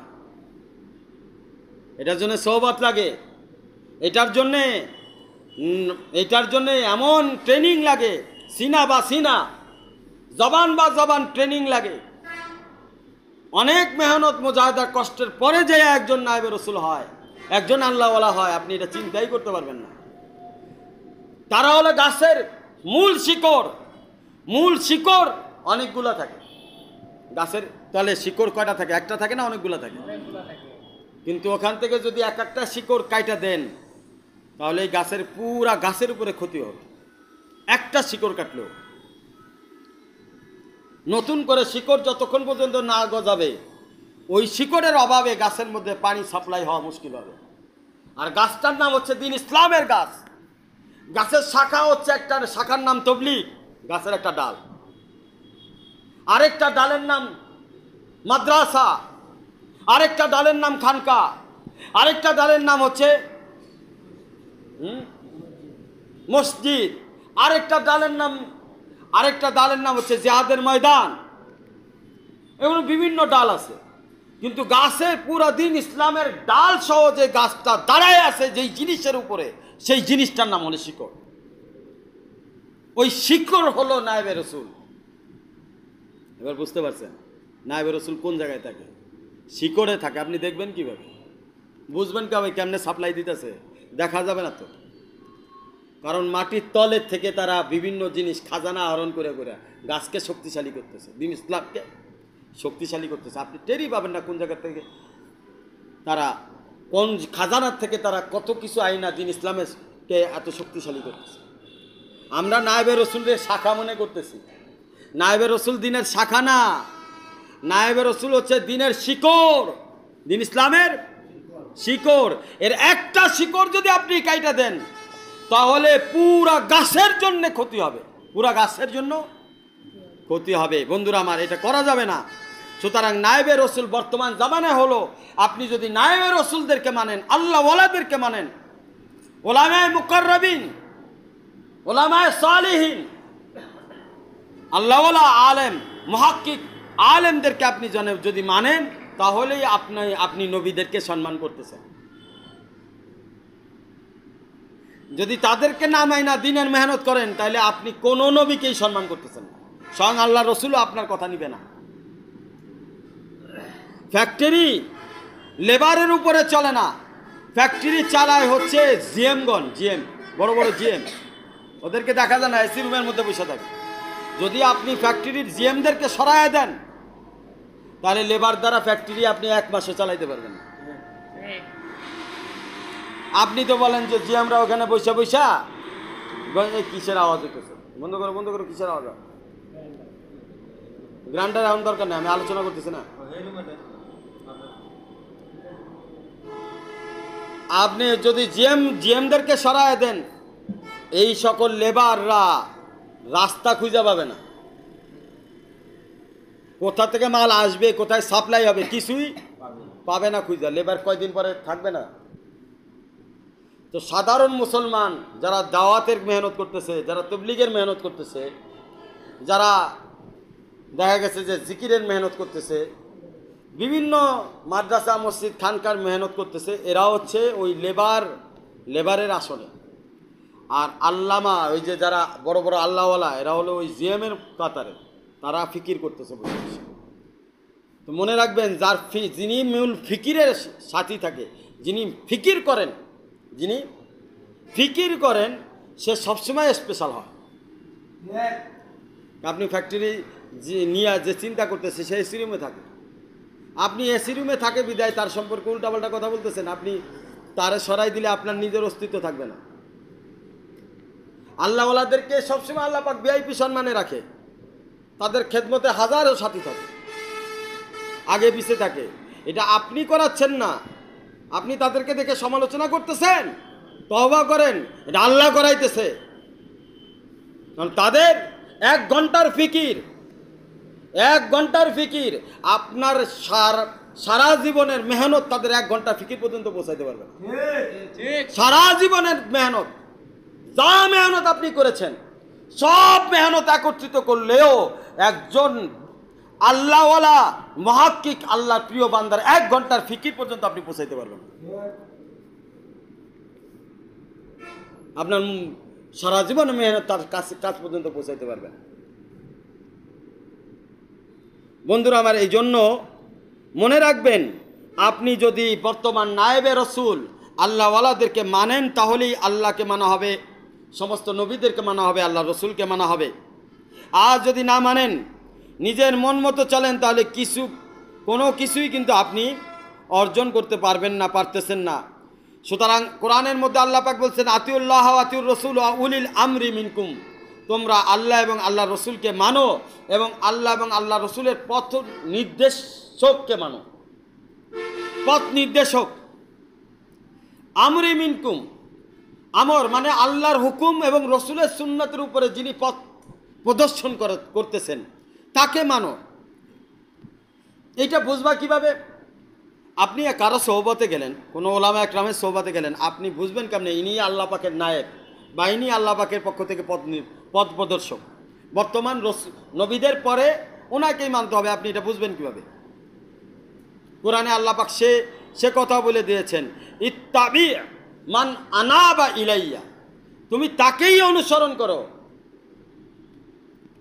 তুমি তাকেই অনুসরণ করো যেই বান্দা আমার দিকে আকর্ষণ করে, আমি আল্লাহর দিকে আকর্ষণ করে এবং আমি রসুলের দিকে আকর্ষণ করে এবং আমি আমার রসুলের সাহাবাদের দিকে আকর্ষণ করে। আনাবা ইলাইয়া মানে আল্লাহ রসুল এবং আল্লাহ রসুলের সাথে অনুসারী কারা ছিল? সাহাবীরা। তারপরে কারা? তাবেঈরা, তারপরে তাবেঈন, তারপরে আইম্মা মুজতাহিদিন, তারপরে আল্লাহর ওলিরা, যুগ যুগান্তরে এইভাবে আসতেছে। এইভাবে যারা পথ নিদর্শন করবে, এই লাইন ভাবে, ট্রেন যেমন একটা লাইনে চলে, প্লেন যেমন একটা লাইনে চলে, প্লেনের রাস্তা তো বহুত আছে কিন্তু লাইনও আলাদা আলাদা। প্লেন কখনো পানিতে চলবে না, আবার পানির যে নৌবহর আছে এটা আকাশে চলবে না। ট্রেনের লাইনে চলবে, এটা রোডে চলবে না, রোডের বাস ট্রেনে চলবে না। বন্ধুরা আমার, আপনি হয়তো ভাবতেছেন এই দিনের শাখাগুলোই আপনারা বোঝাবো না, এটার দ্বারা দিনের শাখা বোঝানোর উদ্দেশ্য না, এটার দ্বারা আমাদের লাইন বোঝানো। নবীরা ছিলেন প্লেন, নবীরা ছিল কি প্লেন, ওনারা ডাইরেক্ট আল্লাহর কাছ থেকে যোগাযোগ করছে, বোঝাইতে পারছে? নবীরা রসুলরা ছিল প্লেনের মতো, ওনারা আকাশ দিয়ে যেমন প্লেন গেলে খুব দ্রুত আল্লাহর সাথে সম্পর্ক হয়ে যায়, ওনারা দ্রুত আল্লাহর সাথে সম্পর্ক করেছে। এরপরে গতি কাদের? সাগরের, সাগরেও দ্রুত সম্পর্ক করা যায়, এটা ছিল হচ্ছে সাহাবীরা। এরপরে তাবেইন, ওনারা ছিল ট্রেন, এখন আমরা হলো রোড, রাস্তা ডাইরেক্ট, বুঝতে পারছেন? এটার দ্বারা আপনি আবার এটা মনে করেন না যে প্লেন মানে তাবলিগ, ওইটা মানে খানকা, ট্রেন মানে খানকা, না, রাস্তা আল্লাহ পর্যন্ত পৌঁছানোর একটাই, ঠিক আছে? কিন্তু মাধ্যম কি? একসময় ছিল নবীরা মাধ্যম, একসময় কি ছিল? একসময় সাহাবীরা মাধ্যম হয়েছে, একসময় তাবেঈরা মাধ্যম হয়েছে, এখন আল্লাহর ওলিরা মাধ্যম। আপনি যদি এই মাধ্যম অনুযায়ী মানেন তাহলেই আপনি গন্তব্যস্থলে পৌঁছাইতে পারবেন, তা নাহলে আপনার অন্তরে শয়তানে অ্যাটাক করে আপনার আসল পর্যন্ত, তা আসলে যাওয়ার আগেই শয়তান আপনার ইমান চিন্তাই করে ফেলবে, আপনি টেরও পাবেন না কোন পাশ দিয়ে শয়তান আপনার ইমান সিনাই নিয়ে চলে গেছে। তাহলে বুঝবেন কিভাবে?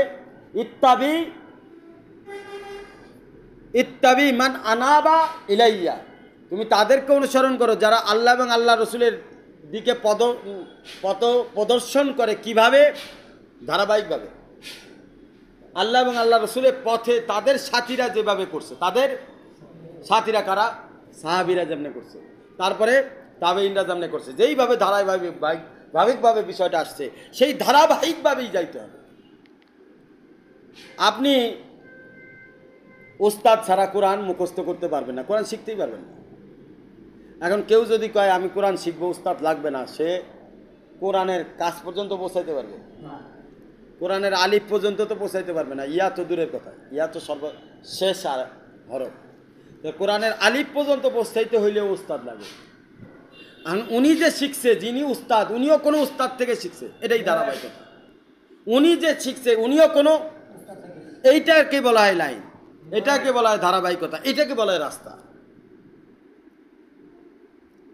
বন্ধুরা আমার, কোরআনের আরেক জায়গায় আল্লাহ বলতেছে ইত্তাবিউ মান লা ইয়াসআলুকুম আজরা ওয়া হুম মুহতাদুন, তুমি অনুসরণ করো তাদেরকে যারা তোমার কাছ থেকে কোনো প্রতিদান চায় না। দিনের ব্যাপারে কাজ করার ক্ষেত্রে দুনিয়াবি লাইনে তারা কোনো স্বার্থ হাসিল করে না, বা দিনের লাইনও তোমার কাছ থেকে কোনো স্বার্থ হাসিল করে না, তাদের একমাত্র উদ্দেশ্য তোমার সম্পর্ক আল্লাহর সাথে হয়ে যায়, তারা এটাই চায়। দুনিয়াবি কোনো স্বার্থ তাদের নাই, তাদের একমাত্র স্বার্থ হলো তারা আল্লাহকে রাজি করতে চায়, আল্লাহকে ভালোবাসে, তাই তোমার পিছনে শ্রম দিয়ে যাচ্ছে। তারা দুনিয়াতে এর প্রতিদানে কিছু চাচ্ছে না। আল্লাহ পাক বলতেছে এই ধরনের মানুষ যখন পাইবা একত্রিত হয়েছে, তারা হেদায়েতের উপরে আছে। তারা কিসের উপরে আছে? কে বলছে? আল্লাহ বলতেছে। এবং কোরআনের আরেক জায়গায় আল্লাহ বলতেছে হাসুনা উলাইকা রফিকা, এই ধরনের আল্লাহওয়ালা যারা, তাদেরকে তুমি তোমার বন্ধু হিসেবে গ্রহণ করো। আল্লাহ নিজেই বলতেছে বন্ধু হিসেবে তাদের থেকে উত্তম আর কেউ হইতে পারে না। কতই না উত্তম তারা বন্ধু হিসেবে। বন্ধুরা, এখন সমস্যা কোথায়? আমাদের কেন বুঝে আসতেছে না? কারণ এটা হলো বুঝে আসতেছে না কারণ আমরা ফল গাছ ভাইবা কাটার গাছ লাগাই ফেলাইছি, এই জন্য বুঝে আসতেছে। ভাবছি ফল গাছ লাগাই ফেলাইছি, কি কাটার গাছ। সমস্যা এই জায়গায়। আমাদের দুনিয়ার উপরে যতটা ভরসা আছে, দুনিয়ার উপরে, আল্লাহর উপরে তার সিকি পয়সাও ভরসা নাই। দ্বিতীয় সমস্যা। গার্মেন্টসের উপরে যতটা ভরসা আছে, কাজের উপরে, নামাজের উপরে ভরসা নাই। জিকির করলে, আল্লাহর ইবাদত করলে, আল্লাহর সাথে সম্পর্ক করলে যে আমার দুনিয়ার সমস্যাও সমাধান হবে, আখিরাতের সমস্যাও সমাধান হবে, তার উপরে আমাদের কোনো ভরসা নেই। ভরসা হলো আমি কাজ করবো, ভাত খাবো, দুনিয়ার উপরে আমার ভরসা। যার কারণে সমস্যা বাড়তে বাড়তে কোন পর্যায়ে চলে গেছে? আগে তো কাফের আর মুসলমান দুই দল ছিল, একজন আরেকজনের বিরোধী ছিল। এখন মুসলমান মুসলমানের বিরোধী হয়েছে।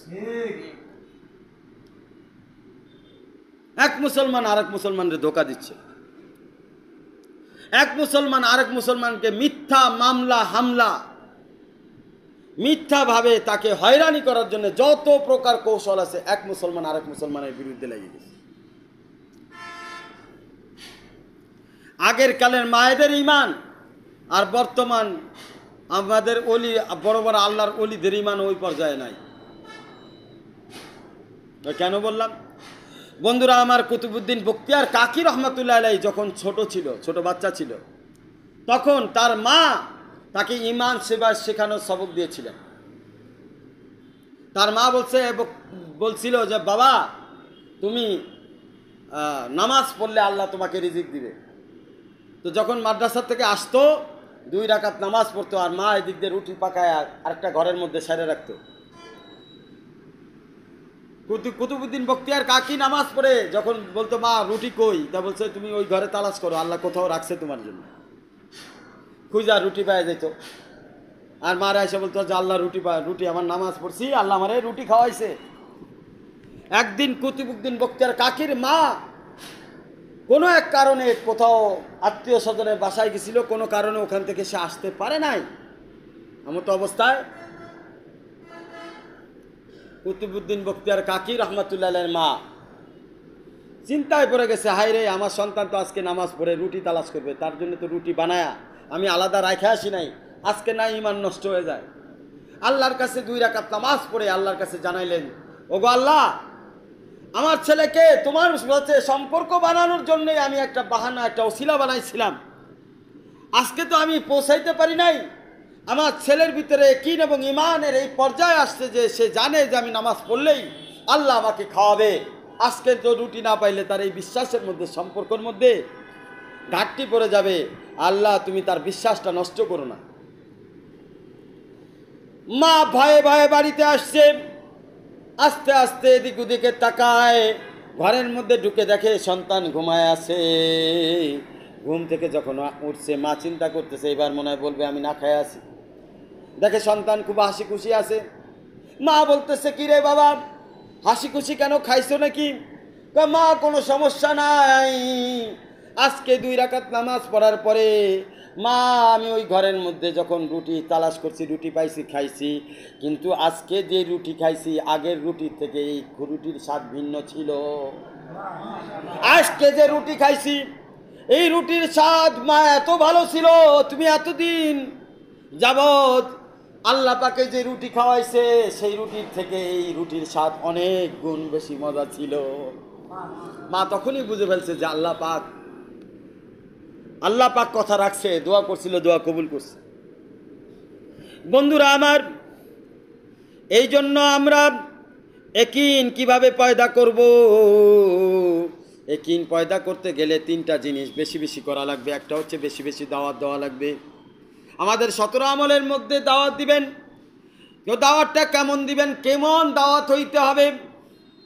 এমন দাওয়াত দিতে হবে, হযরত আলী রাদিয়াল্লাহু তাআলা আনহু বলতেন, আমার কাছে আমি দাওয়াত দিতে দিতে আমার ইয়াকিন এবং ঈমানের স্তর এমনভাবে পৌঁছাইছে, যদি আমার কাছে জান্নাত দেখানো হয় তো আমার ঈমান বাড়বে না,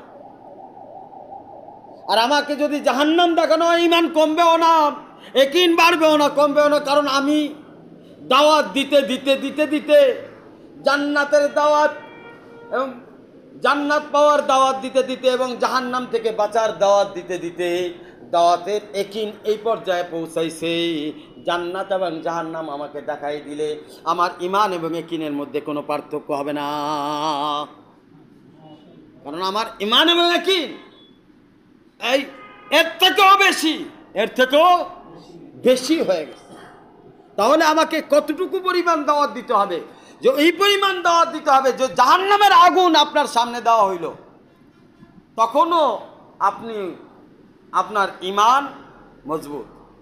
জান্নাতে দেওয়া হইল, তখনও মজবুত। জান্নাত এবং জাহান্নাম দেখার কারণে আপনার ঈমান বাড়ছে বা কমছে এই বিষয়টা এমন না। আপনি দাওয়াতের মেহনত কইরা আপনার ঈমান পাওয়ারকে এত দূর নিয়ে চলে আসছে। 2 নম্বর হচ্ছে জিকরুল্লাহ, আল্লাহর জিকির। তা আল্লাহর জিকির কেমন করবেন? বন্ধুরা আমার, আল্লাহর জিকির এত বেশি করেন যে লোক যেন আপনাকে পাগল বলে। সব জায়গায় আল্লাহর জিকির করবেন, লোককে দেখা লাভ নাই, আপনি আল্লাহকে দেখে কাজ করবেন।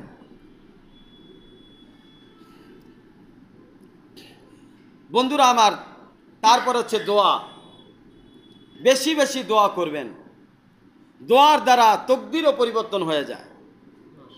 কিন্তু তারপরেও আমাদের সমস্যা হলো একিনের সমস্যা। একিন তারপরেও তৈরি হতে চায় না, কারণ মানুষের মেহনত যার উপরে যেখানে বেশি হয় একিন সেখান থেকেই তৈরি হয়।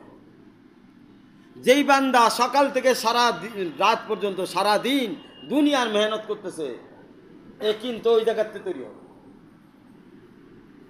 কথা কি বুঝতে পারছেন? আপনি যেই জায়গায় যেই জমিতে যেই গাছ লাগাবেন ফসল সেটাই পাবেন। তো আপনি সারাদিন ধরে দুনিয়ার ফসল লাগাইতেছেন, এখন এটা একিন দুনিয়ারটাই তৈরি হবে, আখিরাতটা তৈরি হবে না। কারণ মেহনত যেখানে একিন সেখানে, মেহনত আপনি যেই ময়দানে করতেছেন একিন কি অন্য ময়দানে তৈরি হবে?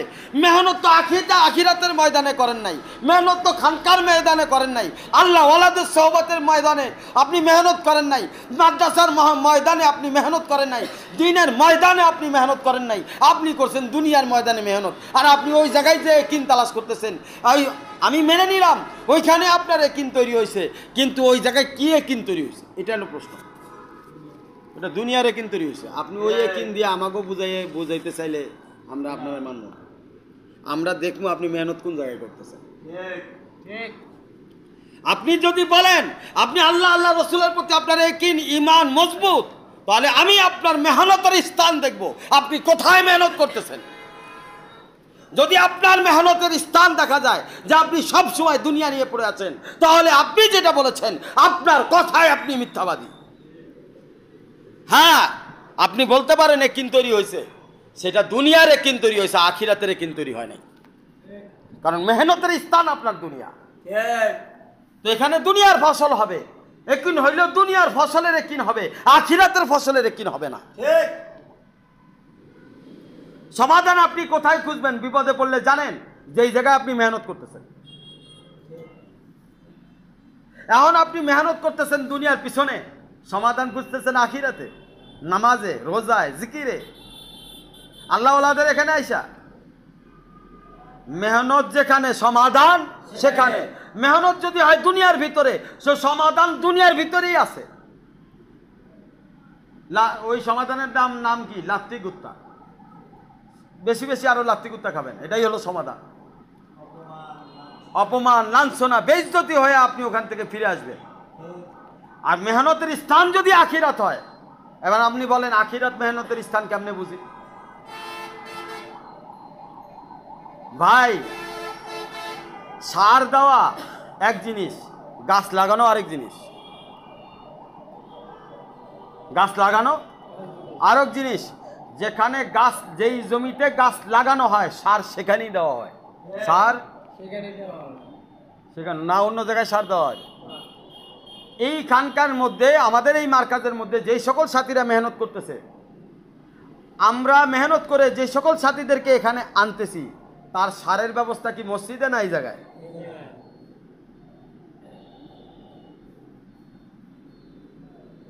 সার এখানেই দিতে হবে তাকে। যেই জায়গায় গাছ লাগাইতেছে সার সেখানেই আসবে, আল্লাহর রহমত সেখানেই আসবে। যে জায়গায় গাছ লাগানো হয়েছে সার সেখানেই লাগানো হবে, সার সেখানেই দিতে হবে। ঠিক তেমনি ভাবে যেই জায়গায় মেহনত হচ্ছে আল্লাহর রহমত সেই জায়গায় আসবে। এখন আপনি দুনিয়ার লাইনে মেহনত করতেছেন, রহমত ওই জায়গায় চান কিভাবে? তো আখিরাত বলতে কি বোঝায়? আখিরাত বলতে দিনের ময়দান বোঝায়। মসজিদ তো ইবাদতের জায়গা, ওটা তো দিনের ময়দান না। ওটা গাছ লাগানোর জায়গা ওটা না। ওই জায়গা কিসের জায়গা? ইবাদতের জায়গা। রোজা ইবাদত, এটা গাছ লাগানোর জায়গা না। জিকির ইবাদত, এটা গাছ লাগানোর জায়গা না। গাছ লাগানো হয় যেখানে সার পাওয়া যায়, যেখানে গাছ লাগানোর জন্য উপযুক্ত উর্বর জমি হয়, সেই জমিটার নাম হলো খানকার ময়দান, মাদ্রাসার ময়দান, মার্কাজের ময়দান। এই ময়দান ছেড়ে আপনি মেহনত করবেন, ময়দান ছেড়ে আপনি আল্লাহর ওয়ালা হইতে চাবেন, ময়দান ছেড়ে আপনি আল্লাহর রহমত চাবেন, এটা কখনোই সম্ভব না। কথা কি আমার বুঝতে হবে? আপনাদের অনেকের অনেক প্রশ্নের উত্তর দিয়ে যেতেছে, খেয়াল করলে বুঝতে পারবেন। খেয়াল করেন না আসলে আমার বয়ান, একটা শুনেন, অর্ধেক শুনেন আর অর্ধেক শুনেন না, আগেরটার সাথে পরেরটা মিলান না, এই জন্য হিসাব খুঁজে পান না। আমার আলোচনা বুঝতে হলে আপনাকে বারবার আমার আলোচনা কয়েকবার শুনতে হবে, এক একটা আলোচনা, তখন আপনি বুঝতে পারবেন আমি আসলে কি বলতে যাচ্ছি। বন্ধুরা আমার, আপনি একিনের কথা বলেন, আপনার অনেক একিন, তাই না? নামাজ পড়েন না কেন? আপনি একিনের কথা বলেন তো আল্লাহর কাছে কান্নাকাটি করেন না কেন? আপনি একিনের কথা বলেন তো আপনি আল্লাহর রসুলের দিন কায়েম করার জন্য মেহনত করেন না কেন? আপনার যখন বিপদ আপদ আসে তখন আপনি আল্লাহর দিকে না যায় দুনিয়ার দিকে যান কেন? তাহলে বোঝা গেল আপনার ভিতরে যে একিন তৈরি হয়েছে, আসলে একিন আমি মানে নিলাম, কিন্তু একিনের গুরুত্ব নেই, একিনের গুরুত্ব না। কারণ আপনি মৃত্যুকে চোখে দেখেন নাই, তো আরেকজনের মৃত্যু দেখছেন। এই দ্বারা আপনার মনের ভিতরে তৈরি হয়েছে এটা যে না, মানুষ জন্মেলে মরতে হবে, একিন তৈরি হয়েছে, কিন্তু আপনি তো নিজে মৃত্যুর ঘর থেকে ফিরে আসেন না। এই জন্যে ওই লোকের একিনের দরজা আপনি লাভ করেন নাই, ওই লোক তো একিনের দরজা লাভ করেই ফেলছে, মানে মারা হয়ে গেছে, পুরাটা বোঝা শেষ তার। আপনার ওই লোকের মতো একিন যদি আপনার বানাইতে হয়, তাহলে আপনাকে মৃত্যুর মতো কোনো শাস্তি দেওয়া লাগবে। ওই শাস্তিটা যখন আপনি পাবেন, যে মরার ঘর থেকে টাস লাইগা কবরে যায় যায় ভাব, ওইখান থেকে ফিরে যখন আসবেন, তখন আপনার ওই লোকের মতো একিন তৈরি হবে। আপনি হালাত যখন এরকম পড়বেন, তার আগ পর্যন্ত আপনার একিন তৈরি হবে না। এখন হালাতটা তো আপনি ডাইকা নিয়ে আসতেছেন, বোঝেন নাই? আপনি আল্লাহরে বলেন আপনি একিনের দরজা হাসিল করছেন, অথচ আপনি আপনার কাজে কর্মে তার প্রমাণ নাই। তাহলে কি করতেছেন জানেন? বিপদ রে ঘরে ডেকে নিয়ে আসতেছেন, একিন তৈরি করাইতে হবে তো আল্লাহ, না বোঝেন নাই? এমন হালাত আপনার ঘরে আসবে যে একিনের বাপ চাচা 14 গোষ্ঠী আপনার ঘরে চলে আসবে। যখন ডাইকা ডুইকা কুল পাইবেন না, কিনারা পাইবেন না, তখন আল্লাহর কাছে যখন কাঁদতে থাকবেন, কোনো উপায় নাই, চারি রাস্তা দিকে আটকায় ফেলাইছে, তখন যখন আপনি তওবা করতে করতে করতে করতে জানের পানি নাই, জিব্বার পানি শুকায় গেছে, তখন যায় একিনের দরজা হাসিল হইতেও পারে, নাও পারে, তারপরেও আল্লাহ সারে কিনা সন্দেহ আছে। কারণ আপনি তো বাধ্য হয়ে এখন মেহনত করতেছেন। কি হইয়া? যখন ভালো ছিলেন তখন তো আপনার এই হুঁশ আসে নাই, এখন তো কোনো উপায় নাই, কোনো রাস্তা নাই। একবার এই আল্লাহর ওলির কাছে যান, এই যা একবার ওই তবলিগে যান, একবার মানে আপনার এলোমেলো কোন জায়গায় যাইতেছেন হিসাব নাই। এখন আপনার রাস্তা নাই, যে রাস্তাই তো নাই, সব রাস্তা ব্লক হয়ে গেছে। আপনি যখন সুখে ছিলেন তখন আল্লাহরে কতটা মনে করছেন, তখন আপনার একিনের দরজা কই ছিল, কতটা ছিল, যেই পরিমাণ সুখে আপনাকে রাখছিল সেই পরিমাণ সুখ অনুযায়ী আল্লাহর কতটুকু মেহনত আপনি তখন করেছিলেন। বন্ধুরা আমার, এই জন্যে মানুষের বিপদ আসলে তরবিয়ত না হইলে, বিপদে না পড়লে মানুষের বিপদ দূর হয় না। এই জন্যে দাওয়াত কার মতো দিবেন? হযরত আলী রাদিয়াল্লাহু তাআলার মতো দিবেন, হযরত আলী রাদিয়াল্লাহু তাআলার মতো দাওয়াত দিবেন। জিকির হযরত ওয়াসকুনি রহমাতুল্লাহ আলাইহির মতো করবেন। আল্লাহ রসুল তার জিকিরের চোটে ইয়ামান থেকে খুশবু পাইছে, আল্লাহ রসুল বলছে যে ইয়ামান থেকে খুশবু আসতেছে, অথচ সরাসরি দেখা হয় নাই। আর দোয়া করবেন হযরত ওমর রাদিয়াল্লাহু তাআলার মতো। দোয়ার মধ্যে এত মুজাহিদ ছিল যে হযরত ওমর রাদিয়াল্লাহু তাআলাকে দেখলে শয়তান আরেক রাস্তা দিয়ে ভাগিয়া যেত, এত দোয়া করতেন, এত আল্লাহর কাছে কান্নাকাটি করতেন। ক্ষমা চাও দেহিয়াল কলবির মতো, দেহিয়াল কলবি আল্লাহর কাছে এত